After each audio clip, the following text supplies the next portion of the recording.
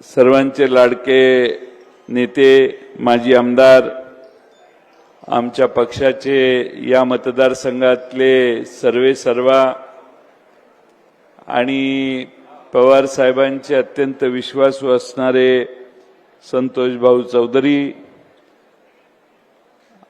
माजी आमदार निळखंड फालक, आमचे ओबीसी सेलचे आमचे माजी मंत्री गुलाबराव अप्पा देवकर, ओबीसी सेलचे महाराष्ट्राचे अध्यक्ष राजापूरकरजी, आमच्या प्रतिभाताई शिंदे, डीके दादा पाटील, गजानन मालपुरे, शिवसेनेचे जगनबाई सोनवणे, डॉक्टर मनोहर पाटील, अतुल पाटील, संतोष रायपुरे, डॉक्टर बरेला, एजाज मलिक, उदयसिंह पाटील काँग्रेसचे, नमा शमी, दीपक धांडे, सावंत सर, आसिफ शेठ, दुगेश ठाकूर, या निमित्तानं उपस्थित असणारे सर्वच मान्यवर आणि बंधू भगिनींनो, आपल्या सगळ्यांना दुपारच्या वेळी या ठिकाणी पवार साहेबांच्या दौऱ्यात मुद्दामून बोलवलेलं आहे। संध्याकाळी सभेला वेळ मिळाला तर कधीतरी संतोष भाऊ चौधरींचा आग्रह होता की सभा संध्याकाळी घेतली पाहिजे, पण आपण 13 तारखेपर्यंत आपली मतदान आहे, 11 तारखेपर्यंत आपल्याला मुदत आहे। मध्ये जमलं तर पवार साहेब पुन्हा यायचं काम प्रयत्न करतीलच, पण आज चोपडा आणि पुढं मुक्ताईनगरला सभा असल्यामुळं ही एक धावती भेट पवार साहेबांची आम्ही सगळ्यांनी आयोजित केलेली आहे। खरं म्हणजे भारतीय जनता पक्षाच्या सगळ्या गुणांचं दर्शन आपल्याला आतापर्यंत 10 वर्षात झालेलं आहे। या देशामध्ये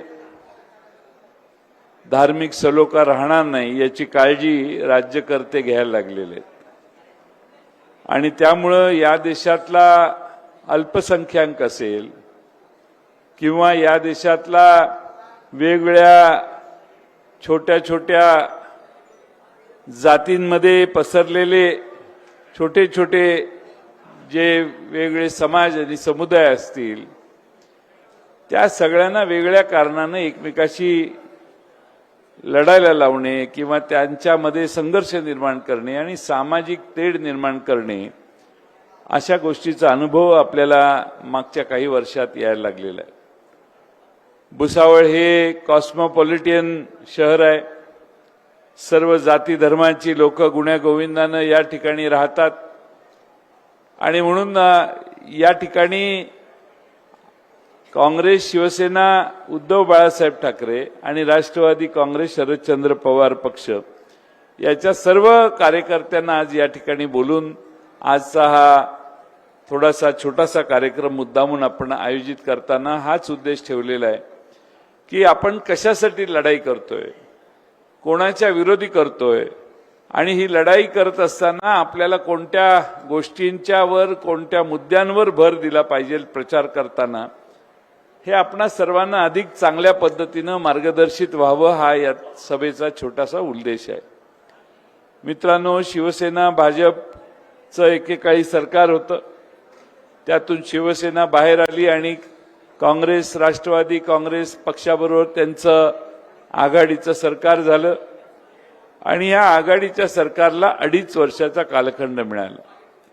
या 2.5 वर्षाच्या कालखंडात उद्धव ठाकरेंच्या नेतृत्वाखाली महाराष्ट्र सरकारने कोरोनाला अत्यंत चांगला मुकाबला केला। देशातल्या काही राज्यात, विशेषतः उत्तर प्रदेशमध्ये गंगेमध्ये अनेक प्रेत नदीवर तरंगत जात होती, त्यावेळी महाराष्ट्रात कमीत कमी मृत्यू व्हावेत आणि त्या जर कोणी मृत्यू झाला तर त्याची योग्य ते अंत्यसंस्कार त्या बॉडीवर केले जावेत, याची काळजी उद्धव ठाकरेंच्या आपल्या तेव्हाच्या आघाडीच्या सरकारनं घेतली। ऑक्सिजनचा पुरवठा असेल, सगळ्या व्यवस्था असतील, त्या अतिशय उत्तम देण्याचं काम केलं। म्हणून भारतात सगळ्यात उत्तम कोरोनाच्या काळात काम कुठं झालं तर ते महाराष्ट्रात झालं, हे आता देशातले सगळेच जण मान्य करतात. तुम्हाला माहिती आहे की नाही माहीत नाही, पण देशात त्यावेळी 50 लाखापेक्षा जास्त लोकांचा मृत्यू झाला. आणि म्हणून कोरोना हे सगळ्यात मोठं संकट हे आमच्या आघाडीच्या सरकारच्या काळात आम्ही झेललं आणि जनतेला कुठेही त्रास होऊ नये हा पुरेपूर आणि प्रचंड मेहनत घेऊन प्रयत्न सर्व तेव्हाच्या सरकारमध्ये काम करणाऱ्या सगळ्यांनी केले.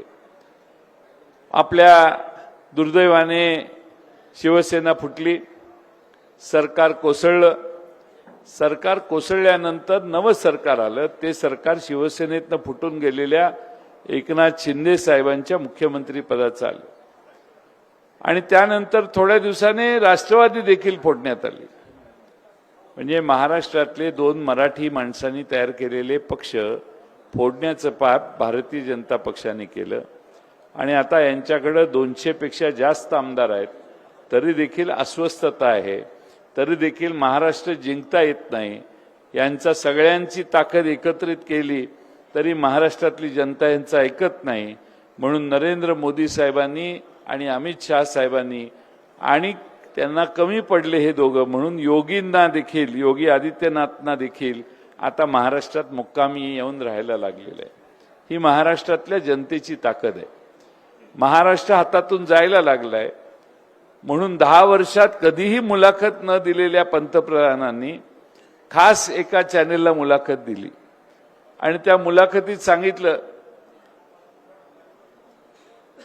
शिवसेना यांनीच फोडली बरं का, पण मुलाखतीत सांगितलं की उद्धवजींना काही संकट आलं तर मीच पहिल्यांदा त्यांना मदत करेन. अहो, उद्धवजींच्यावर संकट तुम्हीच आणलं आणि तुम्हीच आता म्हणताय मीच त्यांच्या मदतीला जाईन. राष्ट्रवादी काँग्रेसला देखील आणि शिवसेनेला देखील पाण्यात पाहण्याचं काम भारतीय जनता पक्षाचे हे नेते करतायत. आज दररोज 2, 3, 4 सभा खुद्द स्वतः देशाचे पंतप्रधान घेत आहेत. आमची तक्रार नाही, पण घेतल्यानंतर भाषा काय? शरद पवार यांचं तुलना भटकत्या आत्म्याबरोबर करायची. पण आता मदंत कळलं असेल महाराष्ट्रात फिरल्यानंतर त्यांना की शरद पवार हे भटकती आत्मा नाही आहेत. शरद पवार हेच महाराष्ट्राचा आत्मा आहेत आणि शरद पवारांच्या मागं महाराष्ट्र त्यासाठी उभा आहे. एवढ्या मोठ्या नेत्याने किती खालच्या पातळीवर येऊन भाषा वापरावी यालाही काही मर्यादा राहिली नाही. तुम्ही आला, आनंद आहे. पुढचे 10 वर्ष काय करणार हे तरी सांगा. आम्ही तुम्ही ज्या गोष्टी चुकीच्या केल्या हे 100 गोष्टी तुमच्या सांगू शकतो.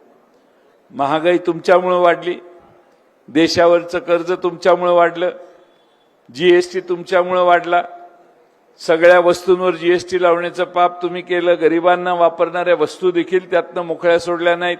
अन्नावर देखील जीएसटी लावला, गॅस देखील तुम्हीच वाढवला, पेट्रोल देखील तुम्हीच वाढवलं, स्टील देखील तुमच्याच काळात जास्त वाढलं, सिमेंट देखील तुमच्याच काळात जास्त वाढलं.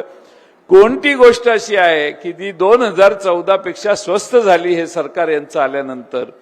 एक गोष्ट सांगा की मोदी साहेब आले आणि सरकारमध्ये या गोष्टी किमती कमी करण्याचं काम या सरकारनं केलं.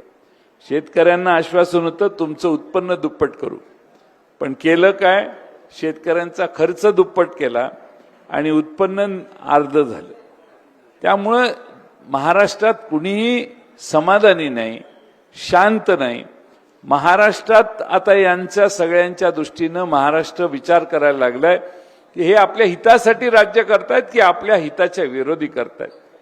आज महाराष्ट्रातनं एवढे उद्योग गुजरातला पळवले, मोठ्या प्रमाणात गुजरातला उद्योग पळवण्याचा एवढा सपाटा यांनी लावला, तरी राज्याचे मुख्यमंत्री उपमुख्यमंत्री तोंडातनं ब्र काढत नाहीत. आमच्या नोकऱ्या गेल्या, आमच्या तरुणांच्या हाताचं काम गेलं, आमच्या महिलांना हाताचं काम देऊ शकत नाही तुम्ही. आणि म्हणून महाराष्ट्रामध्ये एक प्रचंड नाराजी भारतीय जनता पक्षाच्या नेतृत्वाच्या विरोधात आहे. आज अनेक ठिकाणी मोठ्या मोठ्या सभा होत आहेत, पण त्या झालेल्या सभांच्या बाबतीत आज आपल्या लक्षात येईल की सभांमधले निम्मे खुर्च्या मोकळ्या असतात आणि निम्म्याच खुर्च्या भरलेल्या असतात. आणि म्हणून आपण सगळ्यांनी थोडासा बारकावा लक्षात घ्या की आपल्या हिताचे निर्णय न घेता या देशात तुम्ही सरकारचे जनतेच्या विरोधातले निर्णय अनेक घेतलेले आहेत. तुम्हाला माहिती आहे की नाही माहित नाही, आपलं सरकार होतं त्यावेळी पायात घालणारे स्वस्त चपलांवर कर नव्हता, साड्यांच्यावर कर नव्हता, महिला ड्रेस घालतात त्याच्यावर कर नव्हता, शर्टावर कर नव्हता, पॅन्टीवर कर नव्हता, टोपीवर कर नव्हता. आज गमच्या गळ्यात घातलाय ना तुम्ही, तोही खरेदी करताना कर द्यावा लागतो. खत टाकायचं असेल तर 18% त्याच्यावर कर द्यावा लागतो. तुम्ही जेवताना घर चालवताना 50,000 रुपये खर्च केले तर 9,000 रुपये आधी सरकारला कर म्हणून भरता आणि 40-41,000 रुपयात तुमचं घर तुम्ही चालवता. तुम्ही 50,000 रुपयानं घर चालवत असाल तर वर्षाला 1,05,000 रुपये सरकारला भरता कर म्हणून. तुम्ही 1,00,000 रुपये तुमचा महिन्याला खर्च येत असेल तर साधारणपणे 2 लाख रुपये तुम्ही सरकारला देता वर्षाला. ही तुम्ही राज्य सरकार आणि केंद्र सरकारला टॅक्स मधून जीएसटी मधून देत असणारी रक्कम आहे. याचा जरा हिशेब करा. आणि म्हणून आपण थोडासा विचार केला पाहिजे की आपलं यांना सत्तेवर आणून नुकसान झालं का तो फायदा झाला. आणि कुठंही बघा तुम्ही की तुम्हाला लक्षात येईल प्रत्येक व्यवहार हा हातबट्ट्याचा यांनी केलेला आहे. एक मात्र या देशात झालं, मागच्या 5-7 वर्षात काही ठराविक लोक श्रीमंत झाली. श्रीमंत एवढी झाली की जगाच्या यादीत त्यांचं पहिल्या, 4थ्या, 5व्या, 8व्या नंबरवर नावं यायला लागली. जगात श्रीमंत झाली. कशी झाली? त्यांनाच या देशातली सगळी बंदरं देण्यात आली. सगळ्या बंदरांच्या अधिकाऱ्यांना, सगळे विमानतळ करायला ह्यांना, ह्यांच्याच मालकीची विमानतळ, ह्यांचेच बंदरं, यांचेच रस्ते, यांचेच टनेल. ह्या देशात जे होतं ते ठराविक उद्योग समूहांना देण्याचा सपाटा यांनी लावला. ती माणसं जगात 1 नंबरला गेली. तुम्ही आम्ही हाय तिथंच राहिलो. आणि म्हणून जरा पुनर्विचार केला पाहिजे. भारतीय जनता पक्षाच्या मागे जायचं का नवा पर्याय हुडकायचा. आणि आज राहुल गांधींच्या रूपाने इंडिया आघाडीने एक नवा पर्याय आमच्या सगळ्या काँग्रेस, शिवसेना, राष्ट्रवादी, शरदचंद्र पवार पक्ष, कम्युनिस्ट पक्ष, मार्क्सवादी कम्युनिस्ट पक्ष, समाजवादी पक्ष, शेतकरी कामगार पक्ष, आम्ही सगळे एकत्रित येतोय. आणि आम्ही एकत्रित येऊन हा देशात पर्याय दिलाय. आणि पर्याय देताना त्याचं सूत्र असं आहे की 2019ला या सगळ्या पक्षांना 67% मतं पडलेली आणि भारतीय जनता पक्षाला 37% मतं पडलेली, 63% आणि यांना 37%. आज नरेंद्र मोदी साहेबांची लोकप्रियता जेवढी होती त्याच्यापेक्षा कमी झाली. मागच्या वेळी पुलवामामुळे जरा मदत झाली, पण आता मात्र हे सगळे त्रास देशातल्या जनतेने सहन केलेले असल्यामुळं देशात सगळ्याच घटकातली लोक नाराज आहेत. आम्ही मागणी 3-4 वर्ष करत होतो, जातनिहाय जनगणना करा, कळेल एकदा देशाला की कुठल्या जातीची किती लोक प्रत्येक राज्यात आहेत, त्याप्रमाणे आरक्षण द्या. जातनिहाय जनगणना करण्यास यांनी नकार दिला. आम्ही आमच्या राष्ट्रवादी काँग्रेस, शरदचंद्र पवार पक्षाने आणि काँग्रेस पक्षाने आमच्या जाहीरनाम्यामध्ये घातलेलं आहे की आम्ही सत्तेवर आलो तर पहिल्यांदा जातनिहाय जनगणना देशात राबवू.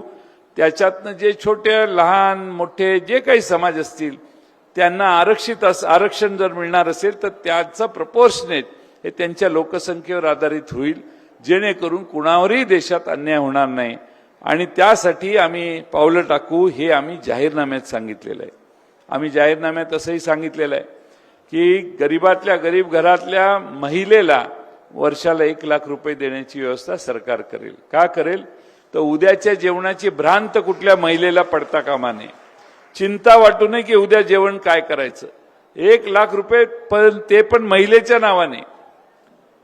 दुसरं आम्ही धोरण ठरवलेलं आहे की डिग्री आणि डिप्लोमाहून पोरं नोकऱ्या फिरत बसतात, नोकऱ्या मिळत नाहीत. वर्षभर ते पोरगं फिरत बसतात, त्याला फिरायला जायला देखील बापालाच पैसे द्यावे लागतात. आम्ही त्या मुलांना स्टायपंड देणार आहे. 8,500 रुपये महिन्याला, 1,00,000 रुपये वर्षाला त्या मुलांना देण्याचं काम आम्ही करणार आहे. आम्ही हेही सांगितलं की शेतकऱ्यांच्यावर जे कर आहे ते सगळे कर आम्ही काढून टाकू. शेतकऱ्यांच्यावर शेती अवजारं खरेदी करताना कोणताही कर राहणार नाही, हेही आम्ही जाहीर केलेलं आहे.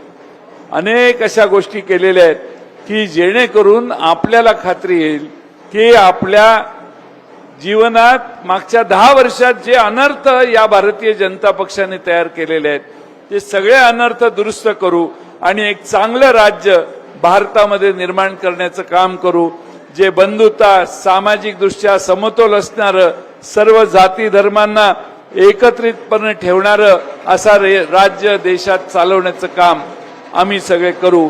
आणि म्हणून आम्ही यावेळी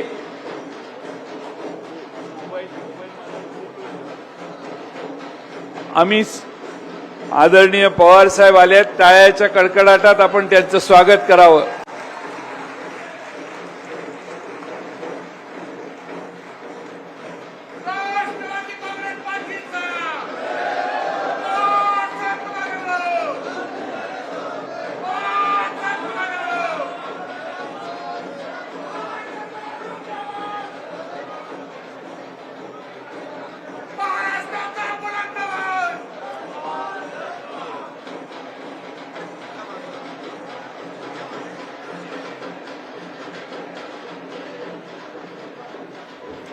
बसा बसा, बाहेर वाजवणाऱ्यांनी जरा थांबा.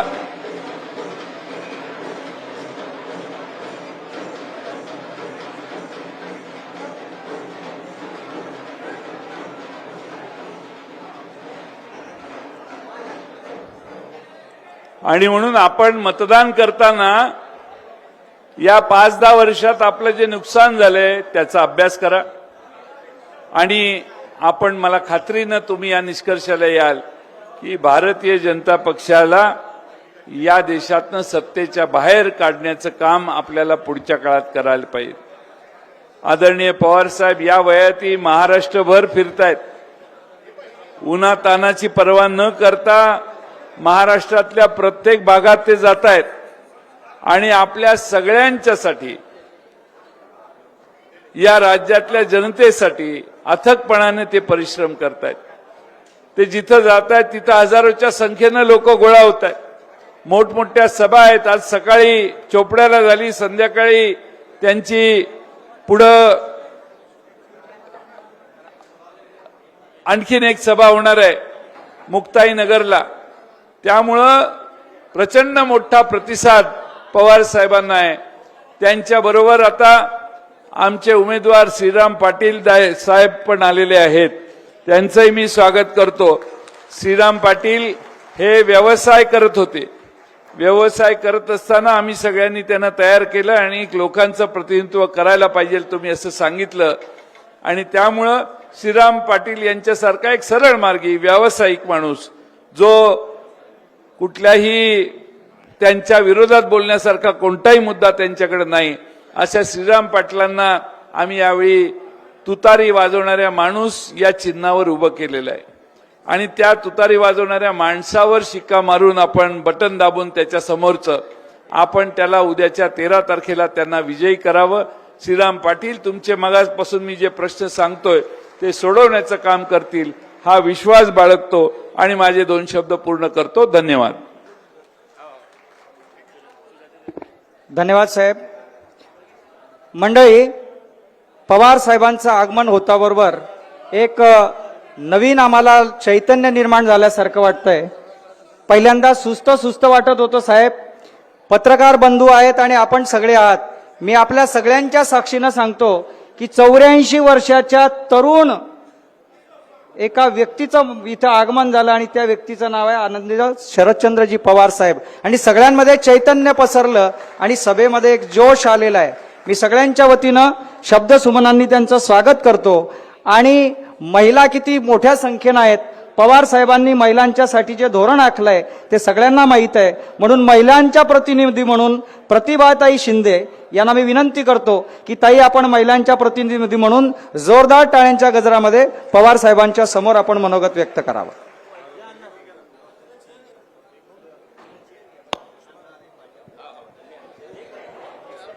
या देशामध्ये ज्यांनी स्वराज्य आणलं त्या छत्रपती शिवाजी महाराजांना वंदन करून, ज्यांनी या देशामध्ये समता प्रस्थापित केली त्या फुले शाहू आंबेडकरांना वंदन करत, आदरणीय श्रीराम पाटील साहेबांच्या निवडणुकीच्या निमित्तानं आमच्यासाठी महाराष्ट्राची शान असणारे, ज्यांनी या महाराष्ट्राची मान आणि शान कायम उंचावून ठेवली आणि म्हणून नरेंद्र मोदी सारख्या पंतप्रधानांना प्रत्येक मतदारसंघामध्ये जाऊन मतदानाची भीक मागावी लागते, ते आमचे नेते आदरणीय शरद पवार साहेब, ज्यांचं भाषण आपण आता ऐकलं आणि ज्यांनी या राष्ट्रवादी पार्टीची धुरा समर्थपणे महाराष्ट्रामध्ये सांभाळली ते आमचे नेते जयंत पाटील साहेब. विचार मंचावरती बसलेले, मोडेन पण वाकणार नाही, प्रबोधनकार ठाकरेंचा वसा घेऊन पुढे चालेल आणि बाळासाहेब ठाकरेंनी सांगितलेली महाराष्ट्र वाचवण्याची भूमिका माझ्या मनामध्ये ठेवेल असं मानणारे उद्धव बाळासाहेब ठाकरेंच्या पक्षातले सर्व नेते आणि कार्यकर्ते, ज्यांच्याकडे स्वातंत्र्याचा इतिहास आहे, ज्यांच्याकडे स्वातंत्र्याच्या आधीही आणि सुई बनवण्याची ताकद ज्या देशामध्ये नव्हती, त्या देशामध्ये नेहरूंच्या नेतृत्वामध्ये ज्यांनी हा देश उभा केला त्या भारतीय राष्ट्रीय काँग्रेस पक्षाचे विचार मंचावरती बसलेले नेते आणि समोर बसलेले कार्यकर्ते, ज्यांनी उभ्या महाराष्ट्रामध्येच नव्हे तर देशामध्ये कृषी धोरण आणलं. माझ्यासारख्या सर्व बायका राजकारणामध्ये आल्यात आणि राजकारणामध्ये येऊन बोलायला लागल्यात. पहिलं महिला धोरण ज्यांनी आखलं आणि एवढंच नव्हे तर मराठवाडा विद्यापीठाला ज्यांनी डॉक्टर बाबासाहेब आंबेडकरांचं नाव देण्यासाठी समर्थपणे काम केलं, त्या राष्ट्रवादी काँग्रेस पक्षाचे सर्व नेते आपल्याला सर्वांनाच नमस्कार, जिंदाबाद, सलाम अलैकुम. भावांनो आणि बहिणींनो, आज आपण श्रीराम पाटीलांच्या प्रचार सभेसाठी एकत्र जमलेलो आहोत. पहिली फेज संपली, दुसरी फेज संपली. नरेंद्र मोदी साहेब आणि त्यांची सगळी भारतीय जनता पार्टी जेव्हा मैदानात उतरली तेव्हा म्हणत होती की 400 पार 400 पार. दोनच फेज संपले आणि त्यांच्या तोंडाला फेस आला. आता 200 पार म्हणण्याची सुद्धा त्यांची ताकद राहिली नाही. ते भारतीय जनता पार्टीचे नरेंद्र मोदी आणि या देशाचे पंतप्रधान दोनच फेज संपल्यानंतर विकासाच्या मुद्द्यावरून मुसलमानांच्या मुद्द्यावर आले, मंगळसूत्राच्या मुद्द्यावरती आले. माझा त्यांना प्रश्न आहे, मोदी साहेब, तुम्ही मंगळसूत्राची आठवण केली, तुम्ही मुसलमानांची आठवण केली, पण तुम्ही मच्या महागाईची आठवण केली नाही. ती जरा महाराष्ट्रातली जनता तुम्हाला या महागाईची आठवण करून देईल. आपण हे लक्षामध्ये ठेवलं पाहिजे भावांनो आणि बहिणींनो. यहाँ पर बहुत सारे मेरे मुस्लिम भाई बैठे हुए हैं. मैं कहना चाहती हूँ इन सबको, भाई और बहनों, हम भूले नहीं है एनआरसी के बारे में. हमें आज भी याद है बिल्किस बानो की बारे में जिस प्रकार से केंद्र सरकार ने 15 अगस्त के दिन ही उनके आरोपियों को छोड़ा था और जिस प्रकार से उनकी सजा माफ करने की कोशिश की थी, हम ये आज भी नहीं भूले हैं. ये बात हमें ध्यान में रखनी पड़ेगी. आम्ही मोठ्या ह्याच्याने सांगू इच्छितो की कर्नाटकाचे प्रज्वल्ला रेवंथी नावाच्या माणसाचा हातात हात घेऊन नरेंद्र मोदी साहेब सांगत होते की माझा हात बळकट करा. अरे त्या प्रचंड रेवन्नाच्या 2970 सेक्स स्कॅन्डलच्या क्लिप सापडल्या आणि त्याला अटक करायचं म्हणून तो जर्मनीला पळून गेला.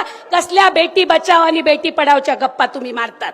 शेवटच्या 2 गोष्टी सांगणार आहे भावांनो आणि बहिणींनो.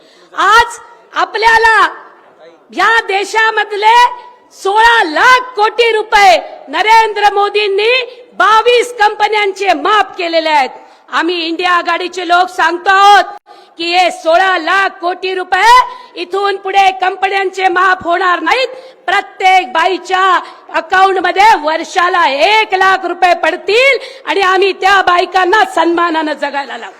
या देशामधल्या शेतकऱ्याला 30% ट्रॅक्टरचा जर जीएसटी भरावा लागतो, 17-18% जर बियाण्याचा भरावा लागतो, तर तो त्यांना भरावा लागणार नाही. आणि इथे धर्माच्या नावानं राजकारण होणार नाही, जातीच्या नावानं राजकारण होणार नाही, इथं विकासाच्या नावानं राजकारण होईल. ही गोष्ट लक्षात ठेवा. आणि म्हणून शेवटचं माझी एक मैत्रीण सांगते ते सांगते, इथे भुसावळचा प्रश्न आहे. या भुसावळच्या जवळ दीपनगरच्या इथे रक्षाताईंना तिथली रक्षा कधीच दिसली नाही. तिथल्या शेतकऱ्याचं पीक कायम करपत गेलं. शेवटचा 2 मिनिटाचाच वेळ आहे म्हणून शेवटचं सांगते आणि थांबते. बोकडाला कापून करतो त्याला मटन पार्टी म्हणतात, कोंबडीला कापून खातो त्याला चिकन पार्टी म्हणतात, केक कापून खातो त्याला बर्थडे पार्टी म्हणतात, माणसांना मारून खातात त्याला भारतीय जनता पार्टी म्हणतात. त्याला भारतीय. धन्यवाद ताई. आपल्या सगळ्यांच्या साक्षीनं मी सांगतो की संतोष भाऊंचं आगमन होण्यापूर्वी आणि ही ताकद मिळण्यापूर्वी प्रत्येकाच्या मनात प्रश्न होता, साहेब हा हॉल भरेल का? पण आता पाहिल्यानंतर माझ्या मनात प्रश्न आलाय की हा हॉल आता पुरेल का? आणि आपण सूचना केली की हा डी झोन आपल्या सुरक्षेसाठी असतो, पण कार्यकर्त्यांवर आपण प्रेम करतात, कार्यकर्ता दूर असू नये म्हणून साहेबांनी मला सूचना केली की माझ्या कार्यकर्त्यांना इथे समोर बसवा. याला म्हणतात माणसं जोडणारा माणूस, याला म्हणतात मोठा माणूस. आणि मोठी माणसं अशी असतात त्याचं प्रत्यंतर साहेबांनी आपल्याला दिलेलं आहे. मी आदरणीय साहेबांना विनंती करतो की आपण थोर पुरुष छत्रपती शिवाजी महाराज आणि भारतरत्न डॉक्टर बाबासाहेब आंबेडकर यांना माल्यार्पण करावं. कारण शिवाजी महाराजांनी मराठ्यांचं मन आणि मनगट तयार केलंय, ते जाणते राजे होते. आपणही कैवारी आहात, शेतकऱ्यांचे, देशाचं नेतृत्व आहात, तेव्हा छत्रपती शिवाजी महाराजांना आपण माल्यार्पण करावं. सगळ्यांनी उपस्थित राहावं. छत्रपती शिवाजी महाराजांचा. त्यानंतर भारतरत्न डॉक्टर बाबासाहेब आंबेडकरांनाही माल्यार्पण करतील. त्यांनी भारतीय घटना लिहिलेली आहे, जिसे चाहे वो बदलना वो मूर्ख नादान है और ये तो वतन की शान है, असं हे संविधान लिहिणारे बाबासाहेब भारतरत्न डॉक्टर बाबासाहेब आंबेडकरांचा. पवार साहेब तुम आगे बढ़ो. राष्ट्रवादी काँग्रेस पार्टीचा, शिवसेना पक्षाचा, काँग्रेस पक्षाचा आता आलाय जोश, आता आलाय जल्लोष. ये बात आहे साहेब. आपण 84 वर्षाचे तरुण आहात असं वाटायला लागलं तर आम्हाला, आणि आपल्या आगमनाने असं वाटतंय की उन्हातही गारवा आलाय. आपलं स्वागत करण्यासाठी सगळे मान्यवर उत्सुक जरी असले तरी कार्यकर्त्यांच्या वतीनं 3 पक्ष असल्यामुळं काँग्रेस, राष्ट्रवादी आणि शिवसेना तीनही तालुका प्रमुख, शहर प्रमुख आणि संतोष भाऊ आणि सगळे मान्यवर इथे आहेत. मी विनंती करतो संतोष भाऊ की आपला वेळ वाचावा म्हणून, पवार साहेबांना प्रेम मिळावं म्हणून एकच हार देऊन आपण सगळ्यांनी एकत्र येऊन शहर प्रमुख, तालुका प्रमुख तिन्ही पक्षाचे येतील आणि साहेबांचा सन्मान करतील. छायाचित्रकारांनी तिघही कार्यकर्त्यांना एकत्रित करून तालुका प्रमुख संतोष सोनवणे, तालुका प्रमुख दीपक मराठे, तालुका प्रमुख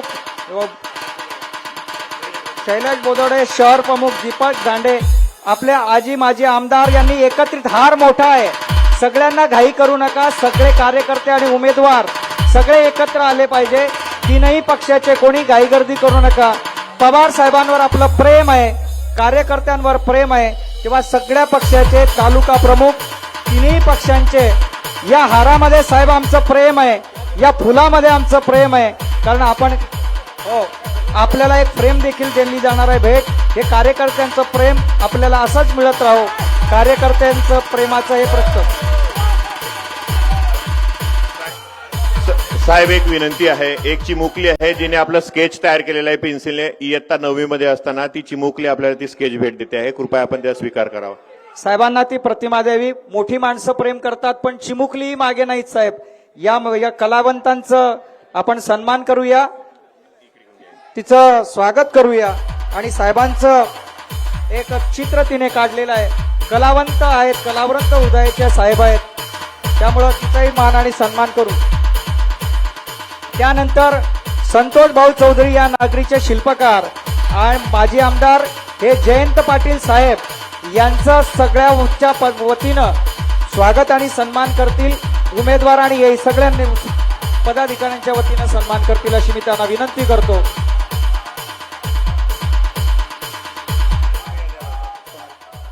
एक प्रतिमा साहेबांना दिली जाते. साहेब हे कार्यकर्त्यांचं प्रेम आहे. आपण माणसं जोडणारे आहात, त्यामुळे ही सगळी आपल्यावर प्रेम करणारी माणसं. जोरदार टाळकऱ्यांच्या गजरामध्ये साहेबांना ही अनमोल भेट आपण देऊया आणि पुढच्या कार्यक्रमाकडे वळूया. यानंतर दलितांमध्ये आंदोलन पुरुष म्हणून ज्यांचं नावलौकिक आहे, आपली तोफ धडाडली पाहिजे, सुरुवात दमदार झाली पाहिजे, जगनभाई सोनवणे. आदरणीय साहेब, त्याचबरोबर भुसावळ नगरीचे शिल्पकार, भुसावळ नगरीची आन बान शान आणि या भुसावळ तालुक्यामध्ये ज्यांनी इतिहास घडवून 1,00,000 मतं घेतली होती, ते असे माझे मित्र आदरणीय संतोष भाऊ चौधरी आणि आदरणीय जयंतदादा पाटील साहेब आणि उपस्थित सर्व बीजेपीला जमिनीत गाडणारे सर्व संविधानवादी संविधान रक्षक सैनिकांनो, सर्वांना माझा नमस्कार. मित्रांनो, आज संविधान धोक्यामध्ये आहे आणि संविधान धोक्यामध्ये असताना एससी आणि एसटी आणि ओबीसीचं आरक्षण देखील आज धोक्यामध्ये आहे. अशा परिस्थितीमध्ये आमचे रिपब्लिकन नेते, आमचे बहुजनवादी नेते काही ओपन उघड या ठिकाणी भारतीय जनता पार्टीच्या मांडीला मांडी लावून या ठिकाणी बसतायत. त्याचबरोबर काही बहुजनवादी नेते हे छुपे या ठिकाणी भारतीय जनता पार्टीला मदत करतायत. जेव्हा या ठिकाणी हे संविधान विरोधी भूमिका घेणारा भारतीय जनता पार्टी सोबत हे येतात, ज्या वेळेस हे भारतीय जनता पार्टी आरक्षण विरोधी भूमिका घेते आणि त्यांना हे मदत करतात. गेल्या 30 वर्षापासून रिपब्लिकन आंदोलनामध्ये मी या ठिकाणी काम करतोय, परंतु ही भूमिका मला या ठिकाणी संविधान विरोधी भूमिका आवडली नाही. ज्या डॉक्टर बाबासाहेब आंबेडकरांनी 1927ला मनुस्मृतीचं दहन केलं, ज्या डॉक्टर बाबासाहेब आंबेडकरांनी मनुस्मृती जाळली, राष्ट्रीय स्वयंसंघाला 1925 मध्ये 1925ला स्थापन झालेली राष्ट्रीय स्वयंसंघ तिला 2025 मध्ये म्हणजे पुढच्या वर्षी या ठिकाणी 100 वर्ष पूर्ण होणार आहे. 400 पार तुमचा बापाचा राज आहे का 400 पार? म्हणून या ठिकाणी यांना मनुस्मृती जाणण्याचा बदला घ्यायचा आहे आणि मनुस्मृती जाणण्याचा बदला घेण्यासाठी यांना 400 पार पाहिजे. म्हणून या ठिकाणी भीमस्मृती जे डॉक्टर बाबासाहेब आंबेडकरांनी 140 कोटी जनतेचं लिहिलेलं संविधान आहे, ते संविधान यांना या देशामध्ये बदलायचं आहे मित्रांनो. म्हणून जागृत राहायचं आहे. या ठिकाणी आज सभा झाली डॉक्टर बाबासाहेब आंबेडकर ग्राउंडवरती. उद्या मी श्रीरामदादा पाटील यांच्यासाठी बहुजन एकता महामेळावा ठेवलेला आहे. त्या सभेमध्ये लग्न मंडप होतं, लग्न मंडप. त्या लग्न मंडपामध्ये मुक्ताई नगरचे आमचे बाकीचे इतर नेते त्यांच्या आशीर्वादाने त्या ग्राउंडमध्ये लोक पाठवण्यात आली. या जामनेर तालुक्यातून त्या ठिकाणी त्या ग्राउंडमध्ये लोक पाठवण्यात आली, तरी लग्नामध्ये जशी गर्दी होते त्याच्यापेक्षाही कमी गर्दी आजच्या या सभा फेलमुळे या ठिकाणी झालेली आहे. मित्रांनो, आपण सर्वांना माहिती आहे. श्रीरामदादा, तुमच्याकडे आमची अपेक्षा आहे की ज्या वेळेस जळगाव जिल्ह्यामध्ये मी 11 ठिकाणी रेल रोको आंदोलन केलं, या ठिकाणी खासदार रक्षा खडसेंनी आम्हाला या ठिकाणी मरायसाठी सोडलं.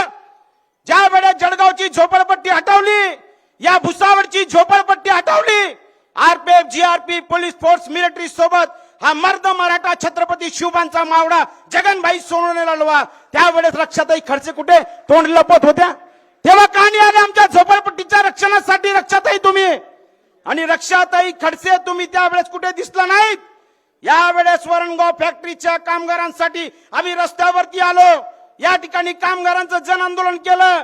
दीपनगर मध्ये 35 वर्षापासून कामगार चळवळ आम्ही चालवतो.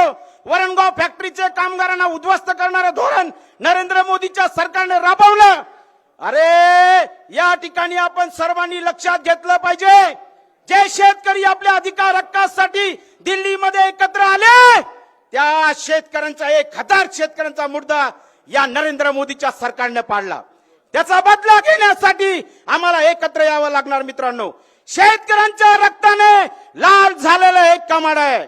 महात्मा गांधींचा ज्यांनी खून केला ते नथुराम गोडसे, त्यांच्या महात्मा गांधींच्या रक्ताने लाल झालेलं हे कमळ आहे. कामगारांच्या, शेतकऱ्यांच्या, मुलींच्या यौन शोषणाच्या रक्ताने लाल झालेलं हे कमळ आहे. अरे शेतकऱ्यांच्या, कामगारांच्या, गरिबांच्या, बहुजनांच्या, महात्मा गांधींच्या रक्ताने लाल झालेलं हे कमळ. घ्या छत्रपती शिवबांची तलवार आपल्या हातामध्ये आणि हे कमळ छाटून टाका. हा संदेश देण्यासाठी आम्ही, तुम्ही सर्व मित्रांनो एकत्र या ठिकाणी आम्ही आलो. आम्हाला या ठिकाणी श्रीरामदादा पाटील, तुम्ही 1000 कोटीचे या ठिकाणी मालक असाल, आम्हाला त्याची गरज नाहीये. आमचं धन जर कोणतं असेल तर डॉक्टर बाबासाहेब आंबेडकरांचं संविधान, हे संविधान वाचवण्यासाठी तुम्ही पार्लमेंटमध्ये जा, आम्ही तुमच्या सोबत आहोत. हे जे धन आहे हे आमचं SC ST OBC आरक्षणाचं, रक्षणाचं संरक्षण करणारं जे धन आहे, ते धनाचं रक्षण करण्यासाठी तुम्ही या ठिकाणी श्रीरामदादा पाटील पार्लमेंटमध्ये जा, आम्ही तुमच्या सोबत आहे. शेतकऱ्यांच्या रक्षणासाठी, कामगारांच्या रक्षणासाठी तुम्ही पार्लमेंटमध्ये जा, असं या ठिकाणी आम्ही तुम्हाला या दृष्टिकोनातून या ठिकाणी पार्लमेंटमध्ये पाठवणार आहोत. साहेब, तुम्ही नाथाभाऊंना आमदार केलं, त्यापेक्षा संतोष भाऊंना केलं असतं बरं झालं असतं. संतोष भाऊ चौधरींना जर विधानसभेमध्ये साहेब तुम्ही पाठवलं असतं तर या ठिकाणी नाथा भाऊंना आपण आमदार केलं. काय झाला, माझी पत्नी पंचायत समिती सदस्य झाली वरणगावला, त्या इंगळेबाई नगराध्यक्षबाईला पाडलं. त्या नगराध्यक्ष इंगळेबाईला राष्ट्रवादी काँग्रेस पार्टीमध्ये असताना आता तुम्ही भारतीय जनता पार्टीमध्ये पाठवता. वरणगावचे नगरसेवक तुम्ही त्या ठिकाणी भारतीय जनता पार्टीमध्ये पाठवता. अरे तुम्ही या ठिकाणी अडचणीमध्ये असाल नाथा भाऊ, तुमची अडचण आम्ही समजू शकतो, परंतु तुम्ही शरद पवार साहेबांच्या आणि आमच्या सारख्या राष्ट्रवादी काँग्रेस पक्षाच्या सैनिकांच्या पाठीमध्ये खंजीर खुपसतायत. तुमचं गचकरण आता चालू देणार नाही आम्ही. तुम्ही पडद्या मागून काही करा, तुम्ही राजकारण करा, गचकरण करा, पण या ठिकाणी नाथा भाऊंना चॅलेंज देतो की तुमची सुनवाई आता पार्लमेंटमध्ये जाणार नाही. त्या ठिकाणी जातील आमचे आदरणीय श्रीरामदादा पाटील साहेब. आम्ही तुमच्या सोबत यासाठी जुळलो, एका दलित, एका पीडित, एका शोषित, मी झोपड्यात राहणारा माणूस, वंचित घटकातला माणूस, या ठिकाणी तुम्ही मला आमदारकी दिली. अरे वंचितांचे कोण नेते आहेत, बहुजनांचे कोण नेते आहेत, शेतकरी, कष्टकरी, कामगार, बहुजनांचे कोण नेते आहेत? एकच नेता आमचे साहेब, आदरणीय साहेब. साहेब, भविष्यामध्ये तुम्ही आमच्या आमदार संतोष भाऊ चौधरींना संपूर्ण ताकद द्या. आम्ही देखील संतोष भाऊ चौधरींना पूर्ण ताकद देऊ. या ठिकाणी थांबतो आणि जाता जाता एक गोष्ट सांगतो. देशात काय चालू आहे? सुबह की धूप को ये रात बना सकते हैं, सुबह की धूप को ये रात बना सकते हैं, हर तरफ ये जंग के हालात बना सकते हैं. इनकी सियासत पे भरोसा न करो दोस्तों, ये हर तरफ एक नया गुजरात बना सकते. जय जिजाऊ, जय शिवराय, जय भीम, जय संविधान, जय राणाजी, जय मल्हार, जय सेवालाल आणि जय हिंदुस्तान. धन्यवाद. साहेब, आपण नेहमीच म्हणता की संविधान बदलण्याचा घाट घातला जातोय. भीमजी ने लिखा ये बड़ी मेहनत से संविधान है, जिसे चाहे हो बदलना वो मूर्ख नादान है. अरे ये तो बस वतन की शान है, ये तो बस वतन की शान है. संविधान कोणी बदलू शकत नाही, एवढी ताकद याच्यामध्ये आहे. आणि पवार साहेबांचं तेच म्हणणं आहे. यानंतर काँग्रेसचं प्रतिनिधित्व करणारे काँग्रेसचे जिल्हाध्यक्ष आदरणीय प्रदीपजी पवार हे आपल्याशी संवाद साधतील.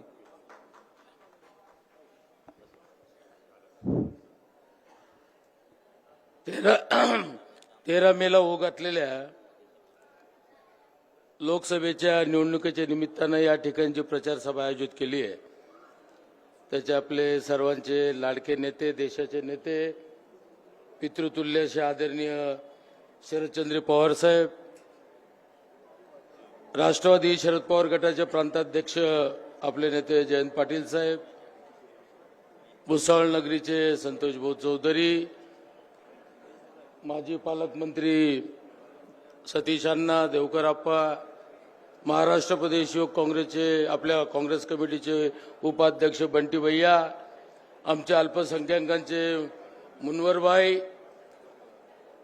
या भुसावळ शहराचे आमचे तालुका अध्यक्ष आणि शहर अध्यक्ष रविभाऊ निकम, सर्व सन्माननीय व्यासपीठ, उपस्थित बंधू आणि भगिनींनो, साहेब, आपण आयुष्यात भरपूर निवडणुका बघितल्यात, लोकसभेच्या देखील बघितल्या, परंतु यंदाची जी निवडणूक आहे ही फार आगळी वेगळी अशी लोकसभेची निवडणूक आहे. ही निवडणूक साहेब संपूर्णपणे लोकांनी हातात घेऊन टाकली.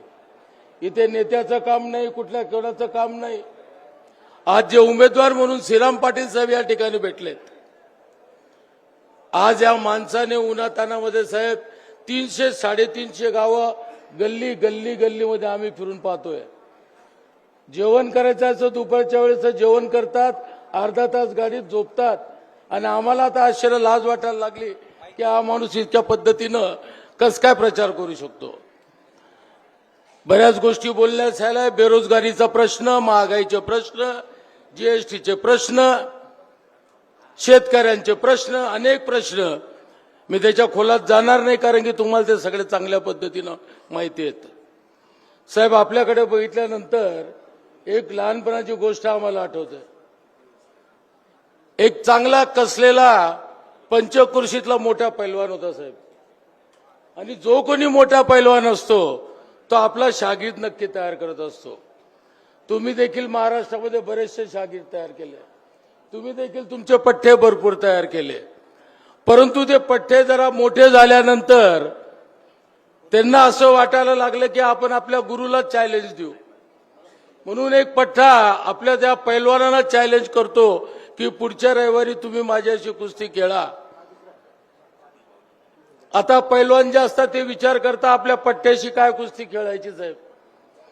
म्हणून रविवारी सकाळी हे पैलवान महाशय आपल्या घराच्या बाहेर बसून एक मोठी वाटी घेऊन तिला घासत बसतात,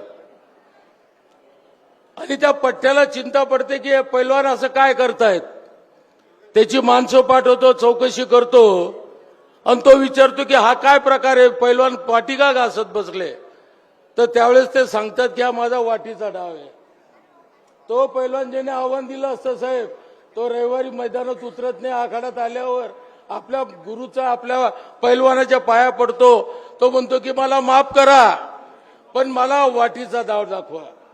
साहेब, हा वाटीचा डाव तुम्ही दाखवणार आहात त्यांना, आणि त्यांना आयुष्यावर तो वाटीचा डाव कळणार नाही. त्यामुळे साहेब, सगळा महाराष्ट्र नव्हे देश आपल्याकडे वेगळ्या मोठ्या अपेक्षेनं पाहतोय. आमचे नेते माननीय राहुलजी गांधी आणि आमच्या अखिल भारतीय काँग्रेस कमिटीचे अध्यक्ष खरगे साहेब आणि आपण सर्वांनी पुढाकार घेऊन आज ज्या देशामध्ये इंडिया अलायन्स तयार केलेलं आहे, आज सगळी जनता, आज आपल्याला देशभराची रिपोर्ट येतात. परवा विदर्भाच्या निवडणुका झाल्या, आणि आपण जे म्हणतो की गडकरी, त्यांची सुद्धा ती डोक्यात आली अशा प्रकारची चेत विदर्भामध्ये चाललेली आहे. एक वातावरण इकडचं साहेब जळगाव जिल्ह्यातलं बदललेलं आहे. लोक पैंजण्या लावायला लागल्यात, जे तुम्ही 200-400 पार म्हणतायत. आता भाजप हद्दपार ही अवस्था संपूर्ण महाराष्ट्रात झाली, देशात झाली आहे, आणि या भाजपला देशातनं हद्दपार केल्याशिवाय राहणार नाही याची मला खात्री आहे. मी बरंच काही बोलू शकतो, परंतु साहेब, फार मोठ्या आशा आपल्या इंडिया आघाडीकडनं आज सगळ्या जनतेला आहे. शेतकऱ्यांनी हाल भोगले, कापसाचे प्रश्न आपल्याला माहिती आहेत, टमाट्याचे प्रश्न माहिती, इथल्या जळगाव जिल्ह्यातला केळीचा प्रश्न सगळ्यांना माहिती आहे. त्याच्या खोलामध्ये मी जाणार नाही, परंतु एक गोष्ट आहे की लोकांनी निर्धार केलाय साहेब की कुठल्या परिस्थितीत ह्या मोदीला आता घरी हद्दपार केल्याशिवाय पर्याय नाही. हे सामान्य लोकांना, शेतकऱ्यांना, कष्टकऱ्यांना, खास करून आमच्या महिलांना कळून चुकलंय. आज महिलांचा आपण जो जाहीरनामा काँग्रेसच्या वतीनं, आपण इंडियाच्या आघाडी वतीनं दिलेला आहे, दर महिन्याला म्हणजे 8,500 रुपये, म्हणजे प्रत्येक महिलेला 1,00,000 रुपये देण्याचं आश्वासन इंडियाच्या आघाडीच्या वतीनं करण्यात आलं, आणि ते पूर्ण करण्याचं काम आमच्यासारखे सामान्य कार्यकर्ते उद्या करणार आहेत. असोच मी एकच शेवटी सांगीन की अतिशय वाईट परिस्थिती आली आहे. संविधान धोक्यामध्ये आलंय, लोकशाही धोक्यामध्ये आलंय. परवा तर आम्हाला कळालं की जो निवडणूक आयोगाचा जो राजमुद्राचं चिन्ह असतं, त्या ठिकाणी साहेब राजमुद्रा हटवून त्या ठिकाणी तर एम यायला लागलंय, एम लिहून येतंय. हा एम काय प्रकारे साहेब आम्हाला माहिती नाहीये. राजमुद्रा जिथे निवडणूक आयोग वापरत होता त्या ठिकाणी एमचा शब्द यायला लागलाय आणि या सगळ्या गोष्टी म्हणजे आतापासूनच मोदी हुकुमशाहीकडे वाटचाल सुरू झालेली आहे. आणि कदाचित जर आपण आता डोळे उघडे नाही ठेवले, यावेळेस जर आपण विचार नीट नाही केला तर पुन्हा या देशात निवडणुका होतील का नाही मला शंका आहे. मला माहिती आहे आपल्याला साहेबांचं मार्गदर्शन ऐकायचं आहे, परंतु एक गोष्ट जाता जाता सांगीन की उठो जागो सचेत हो जाओ, उठो जागो सचेत हो जाओ, बिगुल खतरे का बसता है. उठो जागो सचेत हो जाओ, बिगुल खतरे का बसता है. अगर तुम नहीं जागोगे तो समझो साज मौत का अपने सर पे सजता है. जय हिंद, जय महाराष्ट्र. धन्यवाद साहेब. साहेब, आपण 1980 साली शेतकरी दिंडी काढली होती आणि मुक्ताईनगरमध्ये आपण जेव्हा सभेला आलात, याही वयामध्ये आपली नजर इतकी तीक्ष्ण आहे की त्या श्रोत्यांमध्ये त्या दिंडीतला माणूस आपण पाहिला आणि भाषणामध्ये त्याचा उल्लेख केला. याला म्हणतात 84 वर्षामध्ये तीक्ष्ण बुद्धी आणि नजरेची करामत. नजरेमध्ये कार्यकर्ता सामावणारे आपण आहात. त्यामुळं त्या दिंडीमधलाच एक छोटा पोरगा त्या काळचा म्हणजे आजचे श्रीराम पाटील आहेत, यांचा सन्मान नाही झाला तरी यांना बरं वाटेल का? म्हणून सर्व शिवसेना राष्ट्रवादीच्या पदाधिकाऱ्यांना तालुका आणि शहराच्या मी विनंती करतो की आपल्या नवरदेव आहेत ते, त्यांना कसं सोडता येईल, तर आपण यावं आणि छान गुलाबाचा पुष्प देऊन आपला सन्मान करावा आणि लगेच आपण मनोगत व्यक्त करावं. श्रीराम पाटील साहेब आपले उमेदवार, शिवसेनेचे सगळे पदाधिकारी येतील. गुलदस्ता असा द्या की सगळी सभा प्रसन्न झाली पाहिजे. राष्ट्रवादी काँग्रेस पक्षाचा शरदचंद्र पवार साहेब, तुम आगे बढ़ो. जय भवानी. अरे आवाज कमी येते तुमच्यापेक्षा, माझा आवाज मोठा आहे. जय भवानी. पवार साहेब तुम आगे बढ़ो. श्रीराम दादाच्या नावातच राम आहे, त्यामुळे त्यांना विनंती करतो की आपण या सगळ्यांशी संवाद साधावा. श्रीरामजी पाटील साहेब उमेदवार आपले.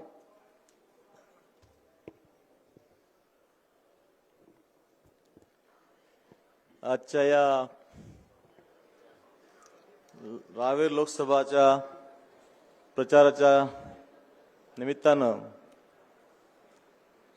उपस्थित आपल्या या देशाचे सर्वोच्च नेते, राष्ट्रवादी पक्षाचे राष्ट्रीय अध्यक्ष सन्माननीय शरदचंद्रजी पवार साहेब, आपल्या राष्ट्रवादी पक्षाचे प्रदेशाध्यक्ष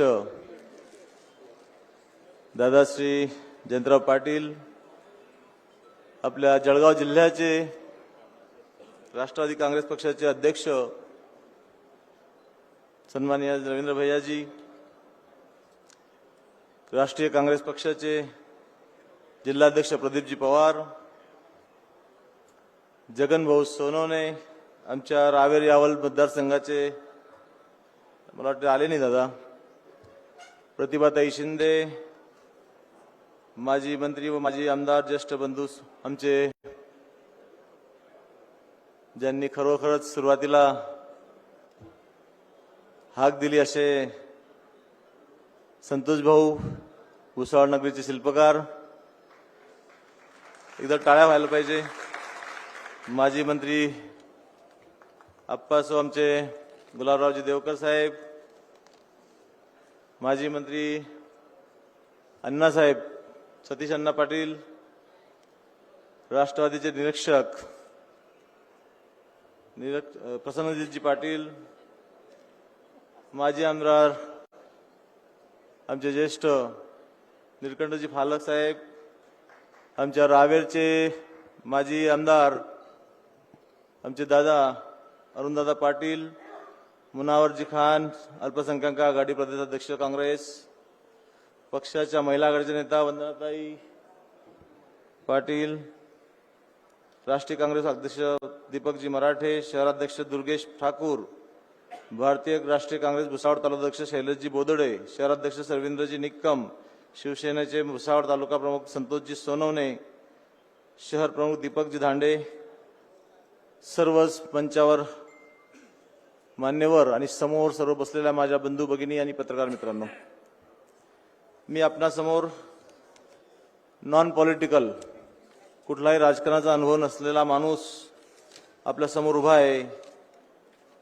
आणि आता देशाची सर्वोच्च निवडणूक लढतो आहे आणि त्याचं ते म्हणजे साहेबांनी, महाविकास आघाडीच्या नेत्यांनी, सर्वांनी माझ्यावर जो नवीन माणसावर विश्वास टाकला, खरोखरच मी भाग्यवान आहे.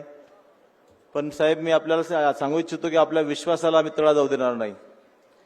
कारण माझ्याकडे एक मोठी प्रॉपर्टी आहे, ते विश्वास जनतेचा. आणि तो जनतेचा विश्वास काय असतो तो चांगल्या प्रकारे मी वयाच्या 18व्या वर्षापासून पाहतोय. राजकारणात येण्याचं कारण फक्त एकच आहे साहेब, की मी जनतेची सेवा चांगल्या प्रकारे करता यावी. जेव्हा काहीच नव्हतं तेव्हा सुद्धा प्रत्येक वेळी काहीतरी देण्याची इच्छा माझी असायची हमेशा. आणि भुसावळकर, रावेर हा परिसर सर्वच श्रुत आहे. माझ्या मेकॅनिक ते इंडस्ट्रीचा प्रवास सर्वांना कल्पना आहे चांगल्या प्रकारे. एक सर्वसाधारण घरातला कुटुंबातला मुलगा आहे हे आपल्याला सर्वांना कल्पना आहे. म्हणून सर्वसाधारण शेतकऱ्याची सर्वांची जाणीव आहे. म्हणून हे प्रश्न मांडण्यासाठी समाजसेवेला शासनाची जोड मिळावी, त्या निमित्ताने मी या क्षेत्रात आलो. आणि त्यालाही कारण तसंच आहे, म्हणजे मी आलो म्हणण्यापेक्षा मला कुठेतरी ओळखलं गेलं म्हणून काही मंडळींनी, म्हणजे संतोष भाऊ असतील, आपले बाकीचे आपले राजू भाऊ असतील, दारा महमूद असतील, नंतर सतीश अण्णा, देवकर अप्पा, बाकी सर्व मंडळींनी साहेबांकडे किंवा जयंत पाटील साहेबांनी सर्वात पहिले मला 19 मध्ये हेलिपॅडवरती आपण चर्चा केली होती माझ्याशी. म्हणजे ही सर्व परिस्थिती अशी आली ना, की म्हणजे काहीतरी ठरलेलं आहे माझ्या जीवनात की जनतेची सेवा कशी करायची, कशा पद्धतीने करायची आहे, काहीतरी त्याला चांगल्या प्रकारचं मोठं वळण द्यायचं आहे. पण तुम्हाला मी खरंच आश्वस्त करतो की आपण प्रामाणिकपणे काम करूया. मला बऱ्याच वेळा म्हणतात लोक की काहीतरी थोडंफार तुमचं अग्रेसिव्ह असायला पाहिजे. पण मला सांगावं लागेल आपल्याला की मला जसा आहे तसा जनतेने इथपर्यंत आणलेला आहे, जमिनीपासून इथपर्यंत आणलेला आहे. त्यामुळे प्रामाणिकपणेच काम करेल, कारण प्रामाणिकपणे केलेलं काम त्याला डर नसतो, कुठलाही घबराट नसते. जर तुम्ही 19-20 काम करत असाल किंवा प्रॉब्लेमॅटिक काम करत असाल तर त्याला घाबरावं लागते. पण मी तुम्हाला सांगतो, प्रामाणिकता अशी आहे की माणसाला डर निर्माण होऊ देत नाही. त्यामुळेच इथपर्यंत उभा आहे. पण मी तुम्हाला सांगतो, आपल्या भुसावळचे प्रश्न तुम्हाला कल्पना असेल, कित्येक वर्षापासून बघतो. आजही एकच डेव्हलपमेंट झाली मला वाटतं संतोष भाऊच्या काळात, मला वाटते. त्याच्यानंतर ते काहीच नाही कुठलेच. आजही मला वाटतं 8 ते 10 दिवसातून पाणी येते. फारक साहेब बरोबर आहे का? 8 ते 10 दिवसातून पाणी येते. किती दिवसातून पाणी येते? 15 दिवसातून. कुठेतरी विचार केला गेला पाहिजे. 15 दिवसातून पाणी येते म्हणजे काय करायचं, स्टोरेज करायचं. मी तर एका काही गावांमध्ये फिरलो साहेब, मी 350 गावं फिरलो, 300 ते 350 गावं फिरलो. काही गावांमध्ये अजूनही टाकी 40 रुपये टाकी, 100 रुपये टाकीने पाणी घ्यावं लागते. काय शोकांतिक आहे साहेब. किती वर्ष झालेत. ठीक आहे, तुम्ही म्हणतात इतक्या वर्षानंतर इतके वर्ष काय केलं, पण 10 वर्षात काय केलं. मी माझ्या प्रतिनिधींना विचारेल, माझ्या लोकसभा प्रतिनिधी विचारेल, तुम्ही कधी विचार केला का हो? कुठल्या गावात जाऊन विचारलं का तुमच्या समस्या काय? कधी ज्या लोकसभेमध्ये तुमचे 4-5 आमदार असतील, 6 आमदार असतील, त्यांना बसवून कधी विचारलं का की आपल्या पुढच्या ह्या मतदारसंघाचं नियोजन काय करायचं आहे, काय डेव्हलपमेंट करायची आहे का कुठलं विजन? कधी आपल्याकडे महिलांसाठी महिला आमच्या ताई महिला आहेत, त्यांनी कधी महिलांसाठी प्रश्न विचारले का? तुमच्याकडे कधी सभा घेतल्यात का छोट्या मोठ्या? सांगा ताई साहेब, कोणी घेतल्या का कधी? मला सांगा की एवढ्या निष्क्रियपणाचं काम, त्याला कारणही तसंच आहे. कुठलीच मेहनत करावं लागत नाही, निवडून देतो आपण. कारण याच्यात जातीपातीचं जे धोरण टाकतात ना, त्यामध्ये फोडाफोडी करतात ना, त्यामुळे त्यांना रेडीमेड मिळते. मी असं म्हणेल तुम्हाला, आता जो मोठो चालू आहे, हा सर्व जो चालू आहे ना, याला कंटिन्यू ठेवा. कुठलीही हवा येऊ द्या, कधीच त्याला वाहून जायचं नाही. वाटेल ते हवा येऊ द्या, तिला अशी दिवार टाका. आपण ते कुठली जोड आहे ना सिमेंटची, ती तशी दिवार टाका. कुठली हवा येऊ द्या, आम्ही जिथे तिथे राहणार. आणि आम्ही मतदान फक्त तुतारी वाजवणाऱ्या माणसालाच करणार. साहेब, माझ्याबद्दल काय काय झालं. आमचे भाऊ थोडेसे, आता मोठ्या घरातल्या घरात राग असतो. भाऊंनी काय थोडंसं रागात दमी उमेदवार म्हटलं तर भाऊ त्यांनी पकडून घेतलं हो तुमचा शब्द. पण भाऊंनी क्लिअर केलं काल. पण हा राग असतो ना घरातल्या घरात. मी माझ्या स्टेटमेंट सुद्धा होता हमेशा की माझे मोठे भाऊ आहे, त्यांनी सर्व सुरुवात केलेली आहे, माझ्यावर तर राग नक्की जाईल. आणि भाऊंनी मला अगदी प्रेमाने गळा भेट दिली. आणि आज तुम्ही बघता हे सर्व त्यांचं फलित आहे. मग डमी उमेदवार जर आहे तर मग तुम्हाला प्रचार करायला जाण्याची गरज काय? कशासाठी जातात? अहो, इथे जिंकलो आपण. एवढ्या 35 वर्षाचं राजकारण करणारा माणूस एका डमी उमेदवारासाठी, नवख्या उमेदवाराच्या समोर प्रचार करायला जातात, म्हणजे तिथे जिंकलो. पुढची जीत तर वेगळी आहे, पुढची जीत वेगळी आहे. काय बोलायचं, कसं बोलायचं, मला बोलायचं नाही. खरं म्हणजे त्यांची उंची खूप मोठी आहे, त्या राजकारणात मी फार लहान आहे. मी आधीच ठरवलं होतं की मी कोणाबद्दल बोलणार नाही, तरी माझ्याकडनं कधीही वेगळा शब्द निघणार नाही. पण असू द्या, आपण भुसावळला भुसावळ मुंबई स्वतंत्र रेल्वेची जुनी मागणी अजून प्रलंबित आहे, तशीच त्याच्याबद्दल कधी कधी बोललेच नाही खासदार साहेब. किती प्रश्न सांगू, दीपनगरचं जे आहे ना, दीपनगर वरणगाव ऑर्डनन्स फॅक्टरीचे कामगारांचे प्रश्न जसेचे तसे प्रलंबित आहे. कधी विचार केला ऑर्डनन्स फॅक्टरीचं प्रायव्हेटीकरणचा विषय चालू आहे. भुसावळमध्ये मोठा प्रकल्प येणार होता, एक लेटर दिलं साहेब, त्यांनी एक लेटर नाही दिलं. अमरावतीच्या खासदारांनी लेटर दिलं तर तो प्रकल्प अमरावतीला गेला. म्हणजे काय, रायगड लोकसभा मतदारसंघाचं आपण त्यांचं मतदान घ्यायचं जनतेचं आणि त्यांना सुविधा नाही द्यायच्या, हा कुठला प्रकार आहे? भुसावळ जिल्ह्याचा प्रश्न पुढचा आहे. पण आत्ताची परिस्थिती अशी की गेल्या 10 वर्ष आपण सत्ता भोगली ना, आपल्याला रोजगार आणावे लागतील. सर्वसाधारण माणसाचे प्रश्न आहेत, शेतकऱ्याचे प्रश्न आहेत, पाण्याचे नियोजनाचे प्रश्न आहेत, मेगा रिचार्जचे प्रश्न आहेत, पाडळसा धरणाचा प्रश्न आहे, जिगाव टाकडीचा प्रश्न आहे. मला ते नांदुऱ्याला, मी आता नांदुऱ्याचा प्रश्न इथे नाही पण तरी सांगतो, मला नांदुऱ्याला एक गेट आहे की तिथे एक तास तिथे तुम्हाला थांबावं लागतं ह्या परिस्थितीत, आणि आपण भारत महासत्ता होईल म्हणता. काय प्रकार आहे? लोकप्रतिनिधी 2 वेळा त्याचं उद्घाटन झालं, त्या गेटचं 2 वेळा उद्घाटन झालं. तर मला असं म्हणायचं की आपल्याला हायमस लॅम्पवाला खासदार पाहिजे की विजनरी खासदार पाहिजे? बोला, खासदार विजनरी पाहिजे की खासदार हायमस लॅम्पवाला पाहिजे? आपल्याला काहीतरी चांगलं करायचं आहे, काहीतरी नवीन करावं लागेल आणि हे प्रश्न मांडायला पाहिजे. भरपूर प्रश्न आहेत, सर्वसाधारण माणसाचे प्रश्न आहे, अल्पसंख्याकांचे प्रश्न आहे, महिलांचे खूप मोठे प्रश्न आहेत, त्या कोणी मांडतच नाही. पण मी तुम्हाला एकच सांगेल, मी आश्वस्त करेल साहेबांना, महाविकास आघाडी नेत्यांना, आमचे उद्धव साहेब असतील, काँग्रेसचे राहुल गांधी साहेब असतील, आमचे मोठे साहेब असतील, सर्वांना आश्वस्त करेल, साहेब मी आपल्या विश्वासाला तडा जाऊ देणार नाही, आपला प्रामाणिकपणे या पक्षाचं काम करेल. आणि त्याचप्रमाणे जास्त बोलण्यापेक्षा एकच सांगेल मी तुम्हाला, प्रश्न खूप काही आहे माझ्याकडे, खूप काही प्रश्न आहे, अजून खूप येणार आहेत. शेती, शेतकरी, तरुण, सर्वसाधारण अल्पसंख्याक, रोजचे प्रश्न, हे सर्व काही आपल्याला करायचं आहे आणि ते मांडणार. ते मांडण्यासाठी आपल्याला आपला सेवक म्हणून मला तिथे पाठवायचं आहे आणि सेवक म्हणूनच काम करेल. इथे येऊन काही मला कुठली खूप सत्ता भोगायची आणि खूप मजा करायची असं नाही आहे. तर मी आपल्याला आश्वस्त करेल, आपला विश्वासच माझी प्रॉपर्टी आहे. ही उमेदवारी माझी नसून आपली सर्वांची उमेदवारी आहे. आपल्याला ह्या वेळेस हा बदल घडवावाच लागेल आणि हे बदल घडल्याशिवाय आपल्याला कुणालाही पुढे जाता येणार नाही. मी हे शब्द देतो तुम्हाला.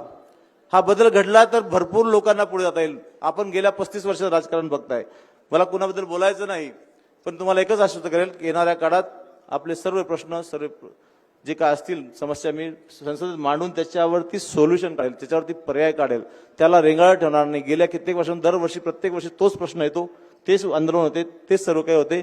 हे आपल्याला होऊ द्यायचं नाही. त्यासाठी येणाऱ्या 13 तारखेला आपल्याला तुतारी वाजवणाऱ्या माणसाच्या समोर 3 नंबरचं अनुक्रमांक 3 याच्या बटनावरती बोट दाबून आपल्याला स्वतःला सर्वांना विजयी करायचा आहे आणि ही विजयी पताका आपल्या 83 वर्षाचे नवीन योद्धा यांना आपल्याला द्यायची आहे. एवढंच सांगतो, थांबतो. जय हिंद, जय महाराष्ट्र.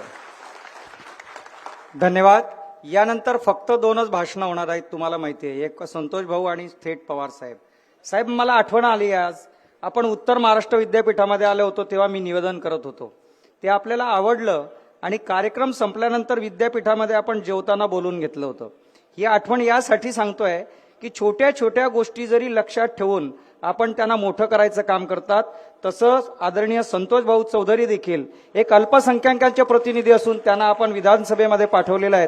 तेव्हा बडा बना बडा किस काम का, जो किसी के काम ना आहे, समंदर से नदी बडी, जो हरेक के काम आहे. त्यांचं नाव आहे संतोष भाऊ चौधरी. महाराष्ट्राचं कुलदैवत आई तुळजाभवानी, छत्रपती शिवाजी महाराज, शाहू महाराज, डॉक्टर बाबासाहेब आंबेडकर, शाहीर अण्णाभाऊ साठे, महात्मा ज्योतिबा फुले, सावित्रीबाई फुले, लोहपुरुष सरदार वल्लभभाई पटेल, महाराणा प्रताप, मौलाना अबुल कलाम आझाद यांना वंदन करून माझ्या 2 शब्दांना सुरुवात करतो. आजच्या या आपल्या कार्यकर्त्यांच्या मीटिंगच्या संदर्भात, छोट्याशा आपल्या कार्यक्रमासंदर्भात उपस्थित आपले सर्वांचे लाडके माजी कृषी मंत्री, या देशाचे कैवारी आदरणीय पवार साहेब, आपल्या या राज्याचे प्रदेशाध्यक्ष माजी मंत्री आदरणीय जयंतरावजी पाटील साहेब, उपस्थित सर्व सन्माननीय व्यासपीठ, उपस्थित सर्व भागातून आलेले नागरिक बंधूंनो, मित्रांनो, माझ्या मातांनो, भगिनींनो, मी नाव घेणं याच्यासाठी टाळलं की एक दोन नाव राहून गेलं की मग गच्चा होतो आणि मग अडचणी, माझं नाव घेतलंच नाही. सर्व सन्माननीयच आहेत त्याच्यामुळे, आणि मी सर्वांचा आदर ठेवतो. थोडा संतापी आहे, राग व्यक्त करतो, पण राग कोण व्यक्त करतं? ज्याचा अधिकार असतो. माझा अधिकार आहे म्हणून मी राग व्यक्त करतो. श्रीराम पाटील आज साहेब, आमची सर्वांची इच्छा होती की एक मोठी सभा भुसावळला व्हावी अशी अपेक्षा आहे, अजून सुद्धा आहे. कारण साहेबांनी पाहिली आहे की भुसावळची सभा 1-1 लाखाची सभा साहेबांनी पाहिलेली आणि घेतलेली आहे.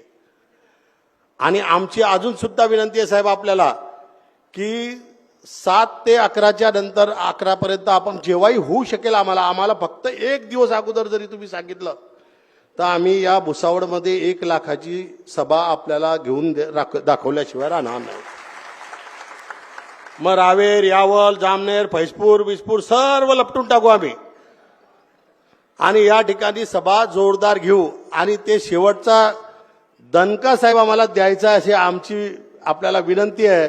आणि ती सभा म्हणजे विजयाची सभा राहील एवढी सुद्धा खात्री मी आपल्याला या ठिकाणी देतो.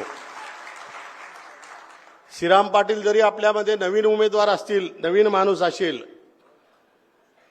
तर आजपर्यंत आपल्याला माहिती असेल की साहेबांनी जर आपल्याला कोणत्या व्यक्ती दिला असेल तर त्या व्यक्तीला सांभाळून घेण्याचं कर्तव्य तुमचं, आमचं, सर्वांचं आहे आणि ते आपल्याला करावं लागेल. आज आमची अपेक्षा साहेब फक्त सर्वात महत्वाची जर का काही असेल तर या भुसावळला जिल्हा बनवण्याचं आमची तुम्हाला विनंती आहे की आपली सत्ता साहेब, विधानसभेत तर सत्ता आपली येणारच आहे, 1001% सांगतो. कारण 3 पक्षांची सत्ता आपली, काँग्रेस, राष्ट्रवादी, पवारसाहेब गट आणि शिवसेना, या 3घांची सभा महाराष्ट्रात कोणीच थांबवू शकणार नाही याची खात्री मी आपल्याला जनतेच्या माध्यमातून देतो. कारण जनतेमध्ये तसा उत्साह आहे. तसाच लोकसभेमध्ये सुद्धा साहेब 10 वर्षामध्ये रक्षा खडसेने काय दिवे लावले हे सर्वांना चांगल्या प्रकारे माहिती आहे. पहिली गोष्ट तर ती मावशी कोणाला दिसतच नाही. आणि आता सर्वांनी या जिल्ह्यामध्ये ठरवलेलं आहे साहेब की खडसे परिवार हा कुठेच नको, जिथे जातील तिथे घाण करतील अशी परिस्थिती खडसे परिवाराची आहे. माझी जयंतरावांना विनंती आहे आणि साहेबांना विनंती आहे की पक्षातून पहिले हकलपट्टी करा. ती काही असो, त्याला घेऊ का ना घेऊ साहेब, ते दरवाजा ठोकून ठोकून परेशान आहे. भाजपचा आपण घेत नाही आहे कोणी. काल का परवाची गोष्ट, यावलमध्ये ते भारतीय जनता पार्टीच्या कार्यकर्त्यांना सांगायला गेले की असं असं रक्षा खडसेचं काम करा. त्या कार्यकर्त्यांनी सांगितलं तुम्ही भाजपमध्ये नाही, तुम्ही आम्हाला कसं सांगू शकता काम करायचं. पण साहेब, आतली माहिती माझ्याकडे जी आली आहे ती अशी आहे की भाजपने एकनाथराव खडसेला असं सांगितलेलं आहे की तुम्ही कोपऱ्यामध्ये चुपचाप सभा घ्या, व्यासपीठाच्या आसपास फडकायचं नाही. अशा पद्धतीने भाजपने त्या ठिकाणी आखणी केलेली आहे. साहेब, भुसावळला जिल्हा होण्यापासून रोखण्यासाठी जर सर्वात मोठी मोगरी, आता आज एका पत्रकारामध्ये मोगरी आली आहे, ही मोगरी लावणारा हा एकनाथ खडसेच आहे हे मी आपल्याला खात्रीने सांगतो. साहेब, आपली एमएलसी वाया गेली. आता एमएलसी आपल्या एखाद्या गरीब कार्यकर्त्याला भेटली अशी तरी चाललं असतं, परंतु अपेक्षा होत्या किंवा साहेबांना अपेक्षा होती की लोकसभा निवडणूक लढवू, यांना आपण निवडून आणू आणि लोकसभेची एक सीट आपली या ठिकाणी येईल अशा अपेक्षा साहेबांना होत्या. परंतु साहेब, दिल्लीला हे गेले दिल्लीला जायला तब्येत खराब नसते, बाकीच्या ठिकाणी भाषणाला बी तब्येत खराब नसते, चुपचाप मिटिंगा घ्यायला सुद्धा तब्येत खराब नसते, आणि सुनबाईचं तिकीट घेऊन आल्यानंतर तब्येतच खराब झाली की मी आता लढूच शकत नाही, मग आता फिरतू कशाला बाबा, बेडोर राह ना, सोडा गोड्या चालू द्या. म्हणजे म्हणणं आहे त्यांना उदंड आयुष्य लाभो, त्याच्याबद्दल माझं काही म्हणणं नाही, तब्येतीच्या बाबतीत होत राहते. पण कमीत कमी साहेबांनी जर तुम्हाला सोडलं तर आराम करा. आता काही फायदा होणार नाही, कारण अंडरकरंट एवढा जोरात आहे कपाशीच्या संदर्भात, शेतकऱ्यांवर जो अन्याय होतोय त्याच्या संदर्भात, व्यापाऱ्यांच्या जीएसटी संदर्भात, कर्मचाऱ्यांच्या संदर्भात, मग ते केंद्राचे कर्मचारी असो का राज्याचे कर्मचारी असो, या सर्व आणि सर्वात महत्वाची गोरगरिबांमध्ये इतका संताप आहे साहेब की आता तुम्हाला माहिती नसेल की हे ज्या ज्या ठिकाणी फिरतायत यांच्याबरोबर 50 लोक सुद्धा फिरत नाही आहेत. एका कोचूरमध्ये कोणीतरी रक्षा खडसेला विचारलं की 4 कामं सांगा, ती तनपण करून चालली गेली. अरे बाबा, तनपण कशाला करायचं, सांगायचं ना की मी 4 कामं कोणते केले आहे.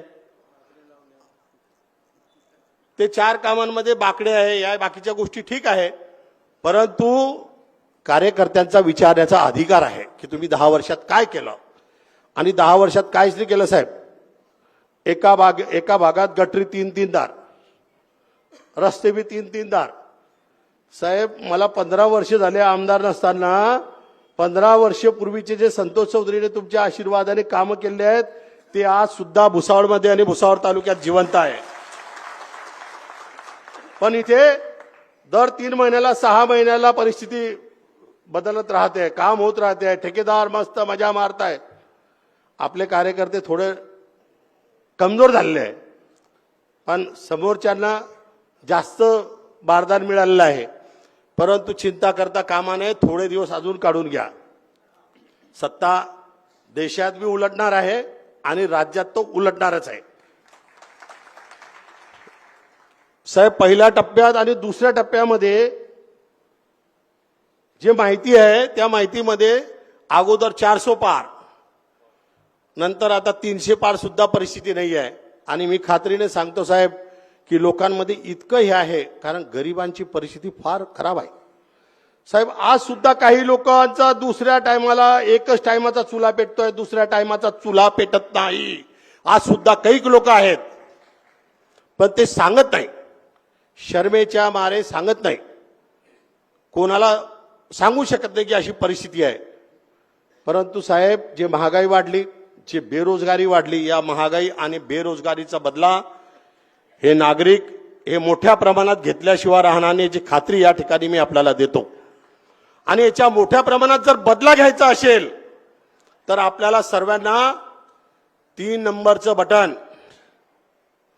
तुतारी वाजवणारा माणूस, याच्यावर आपल्याला बटन दाबून ते जे आपली अडचण आहे, बेरोजगारीची असो, शेतीमालाची भावाची असो, किंवा जे बी आपली अडचण दूर करायची आहे, त्याच्यासाठी श्रीराम पाटील यांच्या नावाच्या समोरचं बटन दाबा आणि यांना प्रचंड मताने विजय करा, अशी माझी विनंती आहे.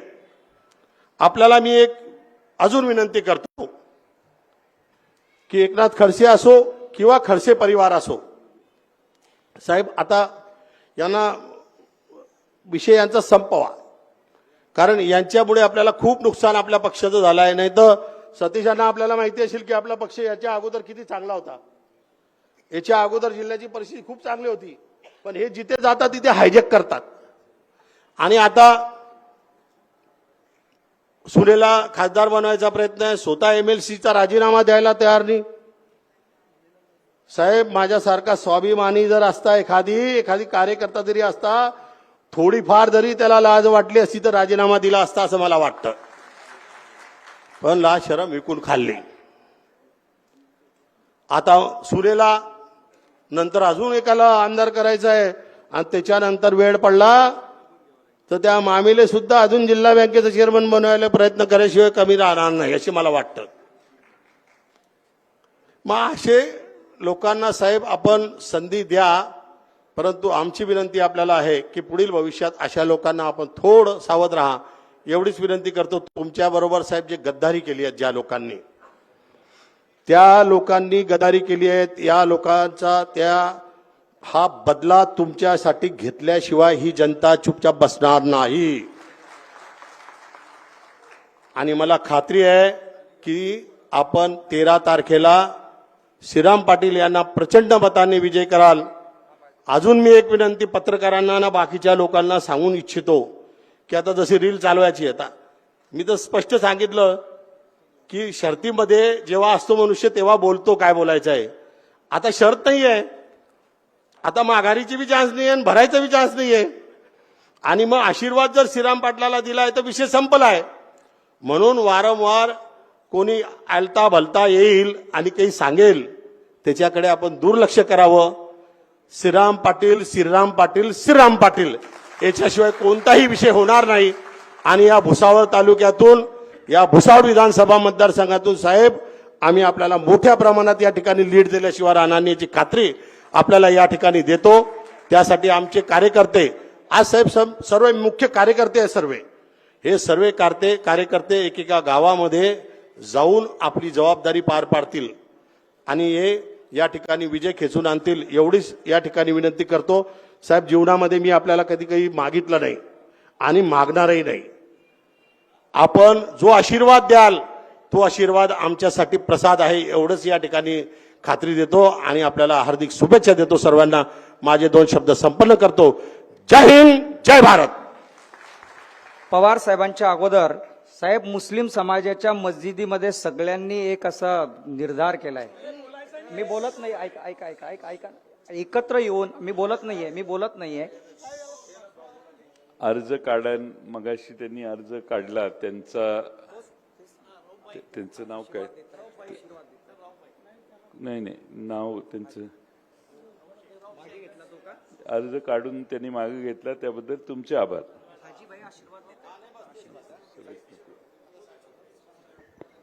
देशाच्या राजकारणामध्ये गल्लीपासून तर दिल्लीपर्यंत साहेबांनी माणसं जोडली, जोपासली आणि वाढवली. अशा 84 वर्षाच्या 82 वर्षाच्या तरुणांचे विचार ऐकण्यासाठी आपण उत्सुक आहात. तेव्हा शरदचंद्रजी पवार साहेब आपलं मनोगत व्यक्त करण्यासाठी इथे येतील. सगळ्यांनी मनसोक्त त्यांच्या विचारांचा आस्वाद घ्यायचा आहे. शरदचंद्र पवार साहेब तुम आगे बढ़ो. राष्ट्रवादी काँग्रेस पक्षाचा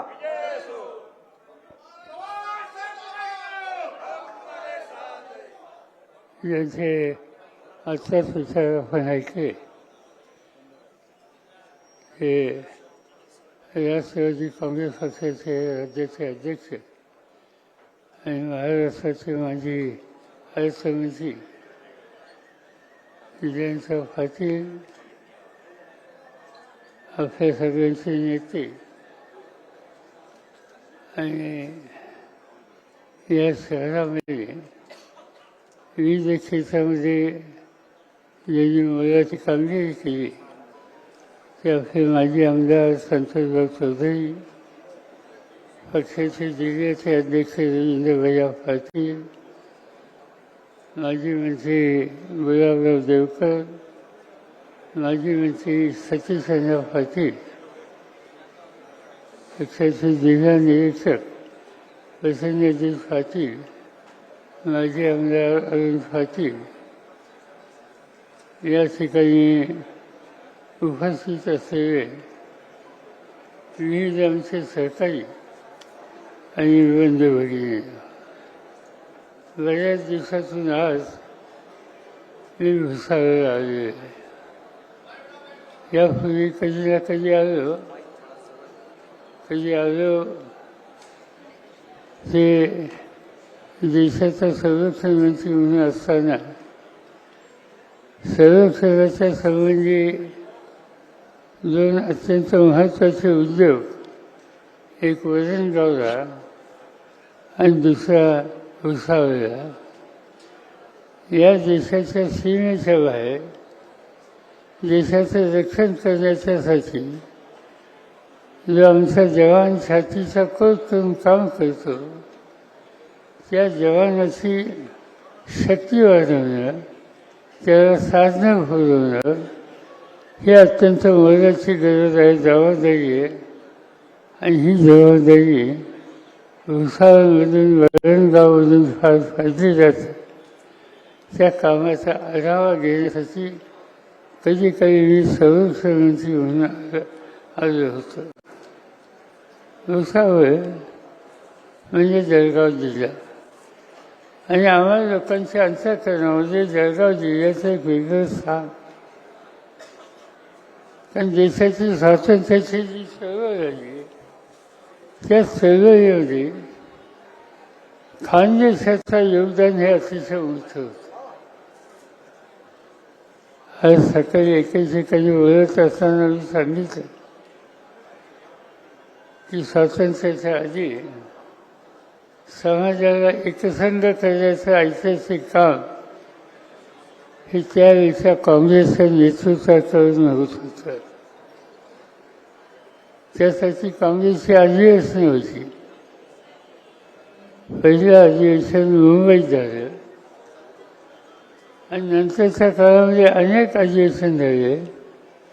पण एक अधिवेशन असं होतं की ते ऐतिहासिक होतं आणि ते ऐतिहासिक होतं त्याचं कारण ते कुठं मोठ्या शहरात नव्हतं, एका त्यावेळेच्या लहान शहरामध्ये होतं आणि त्या गावाचं नाव फैजपूर.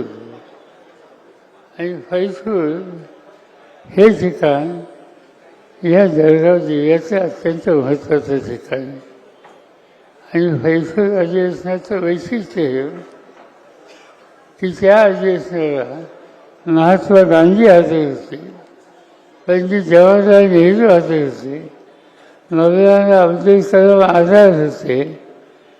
जे यांनी या देश आणि देश घडवायला ज्यांचं योगदान आहे असे मोठे मोठे नेते जळगाव जिल्ह्यात येऊन फैजपूरच्या अधिवेशनाच्या मार्फत सवन देशाला स्वातंत्र्याचा संदेश देण्याचं ऐतिहासिक काम या जिल्ह्यातून या फैजपूरमधून झालं. आणि म्हणून साहजिकच आहे जळगाव जिल्हा असेल किंवा भुसावळ असेल या सगळ्या भागाच्याबद्दल आम्हा लोकांच्या अंतःकरणामध्ये एक वेगळी जागा आहे. आणि मला आनंद आहे की आज लोकसभेच्या निवडणुकीच्या कारखान्यामध्ये आज लोकशाहीच्या या मंदिरामध्ये जी निवडणूक होणार आहे त्याला श्रीराम पाटील यांची उमेदवारी आम्ही आघाडीच्या सगळ्या लोकांनी मिळून ठरवली आणि त्यांना मोठ्या मतांनी तुम्ही विजय करावं ही विनंती करण्याच्यासाठी आज मला भुसावळला येण्याची संधी मिळाली. ही निवडणुकीच्या काही जगाचं लक्ष आहे. एक 10-12 दिवसापूर्वी या निवडणुकीचा एके ठिकाणी नारळ फोडायचा होता. तर माझ्या मतदारसंघाचं ठिकाण होतं. त्या ठिकाणाचं नाव कन्हेरी. आणि मी अनेक निवडणुका लढलो, त्याची प्रत्येक निवडणुकीचा नारळ मी कन्हेरीला फोडतो. तिथे एक हनुमानाचं मंदिर आहे. आणि यावेळेससुद्धा नारळ फोडायला आम्ही गेलो. काही हजार लोक त्या ठिकाणी होते. सहज सगळीकडे बघत होतो. एका कोपऱ्यामध्ये एक तरुण काही चिफन करत होता, उभा होता. तो काही ओळखीचा वाचला नाही. मी चौकशी केली की तो कोण दिसतोय. मला सांगण्यात आलं की अमेरिकेमध्ये न्यूयॉर्क टाइम्स नावाचं एक अतिशय प्रसिद्ध वृत्तपत्र आहे, त्यांचा तो प्रतिनिधी आहे. मला आश्चर्य वाटलं की कन्हेरीसारख्या लहान गावामध्ये न्यूयॉर्क टाइम्स जगाचं एक मोठं वर्तमानपत्र ज्याचा प्रतिनिधी अमेरिकेतून येतो. कार्यक्रम संपला आणि मी त्यांना बोलून घेतलं. त्यांना विचारलं की इतक्या दूर तुम्ही आले कशी. ते म्हणजे की हा अत्यंत महत्त्वाचा सोहळा आहे. म्हणजे कसला सोहळा. त्यामुळे यावेळेला भारताच्या लोकसभेच्या निवडणुकीकडे जगाचं लक्ष आहे. अमेरिकेसारखा मोठा देश आज या ठिकाणी काय होणार आहे, इथे नागरिक काय निर्णय घेणार आहेत, इथं कोणती राजवट येणार आहे, यासंबंधी अत्यंत औत्सुक्यानं त्याची माहिती घ्यायचा प्रयत्न करत आहेत. आणि त्यासाठीच अमेरिकेतून सुद्धा लोक त्या ठिकाणी आले.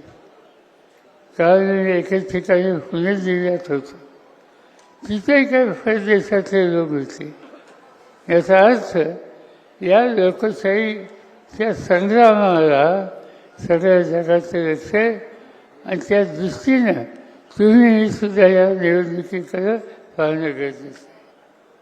त्याला एक कारण आहे की या निवडणुकीमध्ये एका बाजूने तुमच्या आमच्यासारखा हजारो लोकांचा हा समुदाय आणि दुसऱ्या बाजूने ज्यांच्या हातात 10 वर्ष देशाची सत्ता आहे, त्या मोदी साहेबांचं उद्या धोरण काय ठरणार, नक्की हे काय करू पाहतात, याचा विचार या संबंधीची माहिती जग जाणून घेते.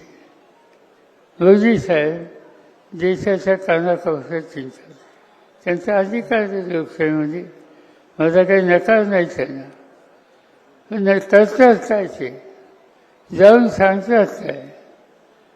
कुणी देशाची निवडणूक लढवत असेल तो नेता उद्याच्या त्या देशात मी काय करणार आहे याबद्दलची मांडणी करण्याची त्यांची जबाबदारी आहे. आज आमची अपेक्षा ही आहे की मोदींनी सांगावं की मी काय केलं, 10 वर्षात काय केलं.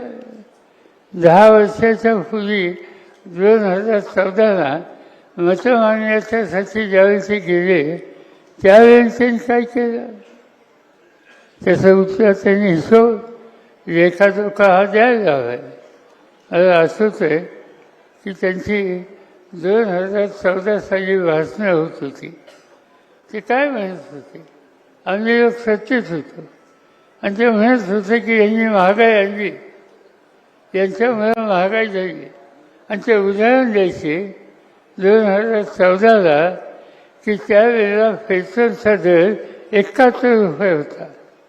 आणि त्यांनी असं सांगितलं, मला 50 दिवस द्या, सत्ता आणि 50 दिवस मी हा पेट्रोलचा भाव 50% कमी करतो. होता भाव किती, 71. तर एक महिन्यात काय होते, 50% कमी आणतो. हे म्हणून ही घोषणा करून आज 3650 दिवस झाले. त्यांचे 50 दिवसात करणार होते. आता 3650 दिवस होऊन गेले. काय झालं भाव, त्यावेळेला 71 होता, आता 106 आहे. हे काय भाव कमी केला, तुम्ही भाव वाजवले. पेट्रोल हे काय फक्त श्रीमंतांच्या काळजाची भाव नाही. एसटीने जाणारा जो कधी प्रवासी आहे तो एसटीने जातो, ती एसटी पेट्रोलने चालते, डिझेलने चालते. गावामध्ये शेतकऱ्याच्या शेतीचा माल टेम्पोमध्ये आणणारा किंवा ट्रकमधून आणणारा आणि आपल्या मालाची भुसावळ किंवा जळगाव किंवा मुंबईमध्ये विक्री करणारा शेती तो शेतकरी तो माल घेऊन येतो. त्या माल घेऊन येण्याच्यासाठी खर्च जर 71 पेट्रोल 106ला गेलं तर जादा येणार का नाही, एसटीचं तिकीट वाढणार का नाही, आणि त्याची किंमत सामान्य माणसाला द्यायला लागणार का नाही.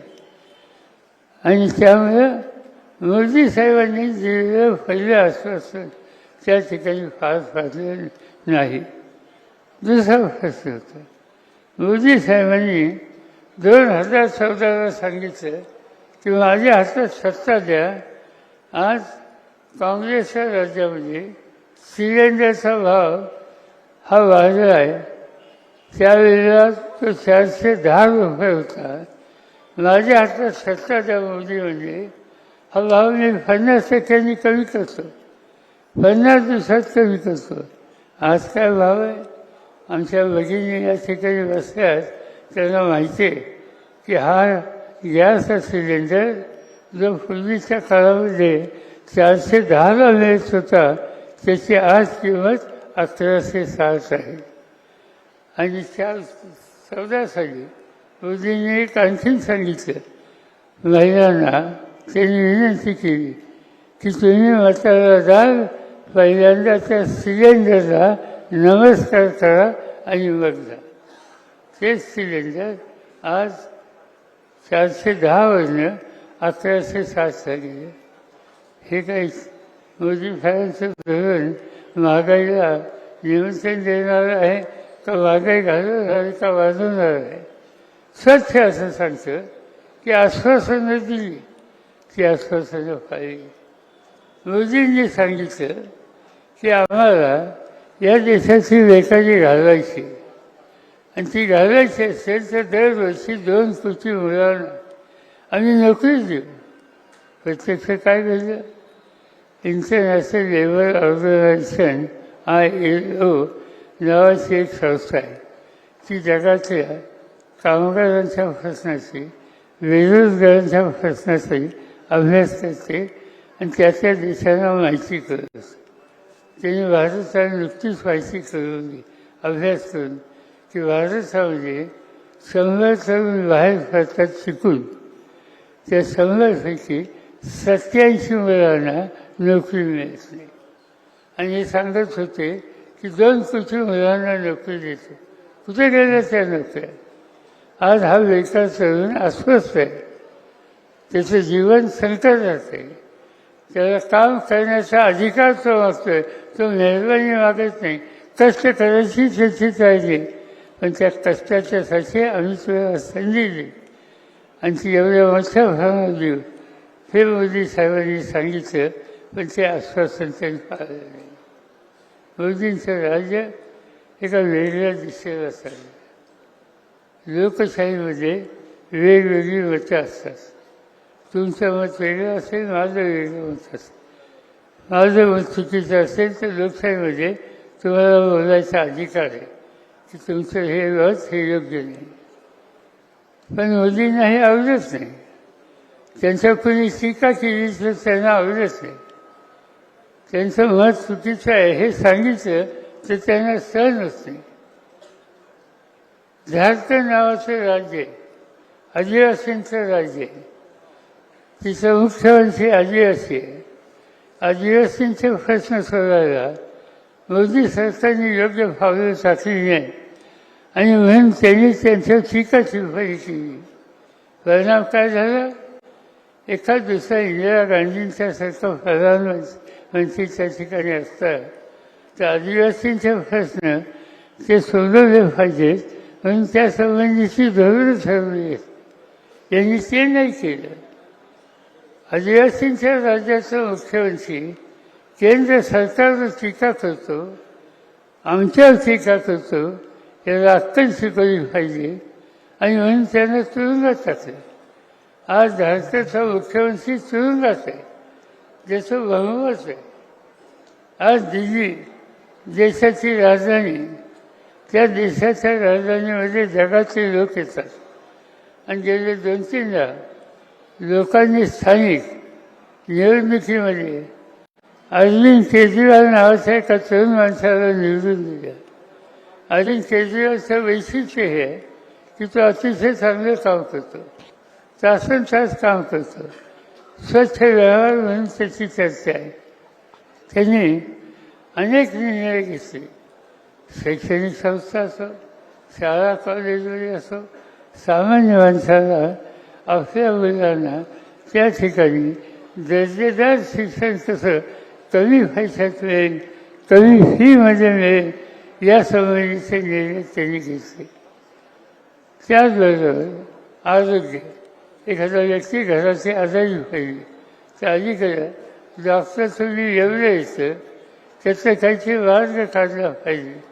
ह्या केजरीवालने विचार केला आणि त्यांनी आपला दवाखाना ही कन्सेप्ट त्या राज्यामध्ये दिल्लीमध्ये सुरू केली. लोक समाधानी होते. कुणाला काही दुखणं झालं तर केजरीवालनी दिल्ली सरकारच्या वतीनं जे दवाखाने काढले त्या दवाखान्यामध्ये त्या आजारी पडणाऱ्या माणसाला एक प्रकारचा आधार देतो. लोक अतिशय खुश आहेत. त्यांनी अशी जी कामं केली ती कामं बघायला देशातून तर लोक येतात, पण भारताच्या बाहेरचे सुद्धा विकसित देश आहेत तर हा कार्यक्रम बघायला त्या ठिकाणी येतात. आणि त्याच केजरीवालनी केंद्र सरकारवर प्रधानमंत्र्यावर त्यांच्या धोरणाच्यासाठी काही टीका केली भाषणामध्ये, तर आज तो मुख्यमंत्री तुरुंगामध्ये, देशाच्या राजधानीचा मुख्यमंत्री तुरुंगात, आदिवासींच्या राज्याचा मुख्यमंत्री तुरुंगात. कुणासाठी राज्य चालत? या देशाच्या स्वातंत्र्याच्या लढ्यामध्ये हे भाजपवाले नव्हते, जनसंघवाले नव्हते, त्यांचा पक्षही नव्हता, पण काँग्रेस असेल आणि अन्य पक्ष या सगळ्या कामामध्ये होते. देशाच्या स्वातंत्र्यासाठी काँग्रेस पक्षाच्या वतीनं अनेकांनी खस्ता खाल्ला. आयुष्याचा उमेदीचा काळ हा तुरुंगामध्ये टाकला. महात्मा गांधी, जवाहरलाल नेहरू, अब्दुल कलाम आझाद अशा अनेकांनी या देशाला नेतृत्व दिलं. मोदी आणि त्यांच्या सरकारने याच्यात काही केलं नाही, पण मोदींनी हल्ली एक करायला सुरुवात केली की स्वातंत्र्याच्यासाठी ज्यांनी योगदान दिलं अशा लोकांची टीका करायची. ते कधी जवाहरलाल नेहरूंच्या टीका करत, हल्ली ते राहुल गांधींच्या टीका करतात, शहाजादा म्हणून उल्लेख करतात. कसं शहाजादा? जो तरुण देशाच्या लोकांचे प्रश्न समजून घेण्यासाठी कन्याकुमारीपासून काश्मीरपर्यंत चालत जातो, रस्त्याने भेटणाऱ्या प्रत्येक माणसाशी बोलतो, त्याचं दुःख समजून घेतो आणि पुढे काय करता येईल याचा विचार करतो, असा एक नव्या पिढीचा स्वातंत्र्याच्या नंतरच्या काळात जन्मलेला आज काही करायला तयार आहे, करतो, तर त्याच्यासाठी त्याची चिंगलचावळी करायची. आज ते त्याची चिंगलचावळी करते, जवाहरलाल नेहरूंची चिंगलचावळी करते, काँग्रेसच्या नेतृत्वाची चिंगलचावळी करते, आम्हा लोकांची चिंगलचावळी करते. महाराष्ट्रात आल्याच्या नंतर त्यांना माझ्यावर आणि उद्धव ठाकरेंचं बोलल्याशिवाय चेंज करत नाही. त्यामुळे आम्ही म्हणतो काय हरकत नाही, आमच्या नावाचा तुम्ही सतत करताय हे लोकांना एकदा कळते याचा आनंद आहे. काही टीका करतात. अमित शहा म्हणून त्यांचे सहकारी त्यांनी टीका केली की शरद पवार, उद्धव ठाकरे राम मंदिरात आले नाही. राम मंदिर आत्ता बांधलं, आम्हाला आनंद रामाचं मंदिर झालं, पण ते मंदिराचं काम पूर्ण झालं नाही अद्याप. आणि म्हणून आम्ही असं ठरवलं की ज्या मंदिराचं सगळं काम सुरू होईल आणि आपण उत्तर प्रदेशमध्ये जाऊ तेव्हा बघू. 5 दिवसाच्या पूर्वी मी तुळजापूरला होतो, भवानी मातेचं दर्शन घेतलं. 4 दिवसाच्या पूर्वी मी पंढरपूरला होतो, पांडुरंगाचं दर्शन मी घेतलं. त्या गावात गेल्याच्या नंतर अशा महत्त्वाच्या विभूतीचं दर्शन घेणं त्याला काही हरकत नाही, पण ज्या गावात आपण जाणारच नाही त्या गावात आपण गेलो नाही ती काही चूक केली. एका ठिकाणी मी विचारलं की तुमचं काय मत आहे, ते एका महिलेने उठून सांगितलं की रामाचं मंदिरचं पुढं करा, पण सीताई माई चित्र दिसत नाही. ज्यावेळी सीता माई चित्र दिसेल त्याची प्रतिभा येईल त्यावेळेला आम्ही अगत्यानं जाऊ. ही लोकांच्या मनाची कल्पना. पण सांगायचं तात्पर्य एवढं की महत्त्वाचे प्रश्न सोडवत नाही, त्याची मांडणी करत नाही, नाही त्या गोष्टी करून आपल्याला समाजकारणात, राजकारणात, प्रशासनामध्ये अपयश झालं. ते अपयश झाकायचं असेल तर केजरीवालवर टीका कर, दुसऱ्या कोणावर टीका कर, मंदिराच्या संबंधी असं बघ. या सगळ्या गोष्टी आज या देशाचे प्रधानमंत्री करतायत.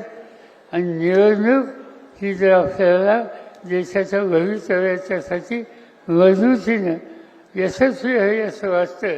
आणि ते वास्तव हे कृषीत आणायचं असेल तर आज मोदी साहेबांच्या विचाराचा, त्यांच्या सदस्यांचा, त्यांच्या उमेदवारांचा 100% फराव करण्यात तुमची माझी सगळ्यांची जबाबदारी आहे. आणि त्यासाठी ही निवडणूक अत्यंत महत्त्वाची आहे. मी काही अधिक बोललो अवसर वेळ घेत नाही. अनेक प्रश्न आहेत, योग्य वेळीचे प्रश्न मांडतील. आज तुमच्या शहराचे प्रश्न आहेत. मध्यंतरी माझी आणि संतोष भाऊंची भेट झाली, केवळ त्यांनी पाण्याचा प्रश्न, इतर काही प्रश्न, पर्यावरणाचे प्रश्न आम्हाला लोकांच्या कानावर घातले. मी त्यांना आणि त्यांच्याबरोबर तुम्हाला एवढं सांगू इच्छितो की सत्ता आमच्या हातात आज नाही. लोकांचा मूळ सत्ता हातात देण्याचा दिसतोय. आणि ज्यावेळेला महाराष्ट्राची सत्ता बदल करण्याची संधी आणखी 5-6 महिन्यांनी येईल त्यावेळेला आपण पुन्हा भेटून याचा विचार करू आणि तुमच्या पाठिंब्याच्या जोरावर महाराष्ट्रामध्ये सत्तेचं परिवर्तन आपण करू. आणि ती सत्ता ही तुमच्या प्रश्नाच्या सोडवणुकीसाठी कुणाला टीका करण्यासाठी नव्हे, कुणाला शिवगाळ करण्यासाठी नव्हे, तर तुमचं दुःख दूर करण्यासाठी वापरू. हीच खात्री आणि हाच विश्वास आपल्या सगळ्यांना देतो. एकच तुमच्या माहितीसाठी सांगतो, गेल्या 6-7 महिन्यामध्ये देशात 2 राज्यात निवडणुका झाल्या. एक निवडणूक झाली कर्नाटकमध्ये 1 वर्ष आणि एक निवडणूक झाली तेलंगणामध्ये. या निवडणुका जेव्हा होणार होत्या त्यावेळेला आम्ही आघाडीचे लोक दिल्लीमध्ये बसलो. सगळ्या जागा आम्ही एका विषयाने लढू असं सांगता येत नाही, असं आम्ही चर्चा केली. पण आम्ही हे ठरवलं काहीतरी निर्णय आपण घ्यायचे जे मोदी करू शकत नाही. जिथं मोदींनी आश्वासनं दिली आणि मोदींनी ती पुरी केली नाहीत, उद्या निवडणुकीमध्ये लोकांनी संधी दिली तर लोकांचा आपल्याला विश्वास बसायचा असेल तर आपण आश्वासनं द्यायची की जी आश्वासनं या सरकारमध्ये सत्ता मिळाली तर त्याची पूर्तता करायची. आणि म्हणून त्याच्यात काही निकाल दिसते. आत्ताच 3 महिन्याच्या पूर्वी तेलंगणाची निवडणूक झाली. काँग्रेस पक्षाने ती निवडणूक लढवली. आम्ही लोकांनी साथ दिली. त्यांनी काही निर्णय जाहीर केले. कधी? निवडणुकीच्या भाषणात. आज सत्ता हातात आली त्या भाषणाचे निर्णय त्यांनी कृतीत आणले. उदाहरणार्थ त्यांनी शेतकऱ्यांना दरवर्षी एकराला 15,000 रुपयाची मदत द्यायचं जाहीर केलं आणि आज त्याची अंमलबजावणी. आज 18 वर्षाच्या वरच्या महिलांना 25 रुपये महिना हे निवडणुकीच्या वेळी जाहीर केलं. आज त्याची अंमलबजावणी केली. महिलांच्यासाठी मोफत बस हे त्यांनी जाहीर केलं. त्याची अंमलबजावणी आज त्या ठिकाणी होते. आणि सिलेंडरची किंमत 500 रुपयाला आणून हे त्यांनी जाहीर केलं. त्याची आज अंमलबजावणी आहे. आणि ज्येष्ठ नागरिकांना ज्याचं वय 60च्या पुढे आहे अशा नागरिकांना 4,000 रुपये महिना पेन्शन देऊ हे जाहीर केलं. आज त्याची अंमलबजावणी करतात. आणि हीच गोष्ट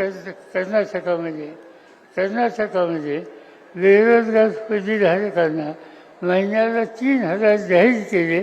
त्याची आज अंमलबजावणी केली. कुटुंबाच्या महिलेला महिन्याला 2,000 रुपये जाहीर केले. त्याची आज अंमलबजावणी केली. आणि 200 युनिटपर्यंत वीज मोफत देऊ हे जाहीर केलं. त्याची आज अंमलबजावणी झाली. हे दोन्ही निर्णय ज्या ठिकाणी काँग्रेसचं राज्य आलं त्या राज्यामध्ये जाहीर केले आणि राबवले. मी तुम्हाला एवढंच सांगू इच्छितो की देश पातळीसुद्धा आम्हाला या पद्धतीने पुढे जायचं आहे. आणि त्या पद्धतीने पुढे जायचं असेल तर श्रीराम पाटलांना मोठ्या मतांची विजय केलं पाहिजे. शक्ती आमची वाढवली पाहिजे.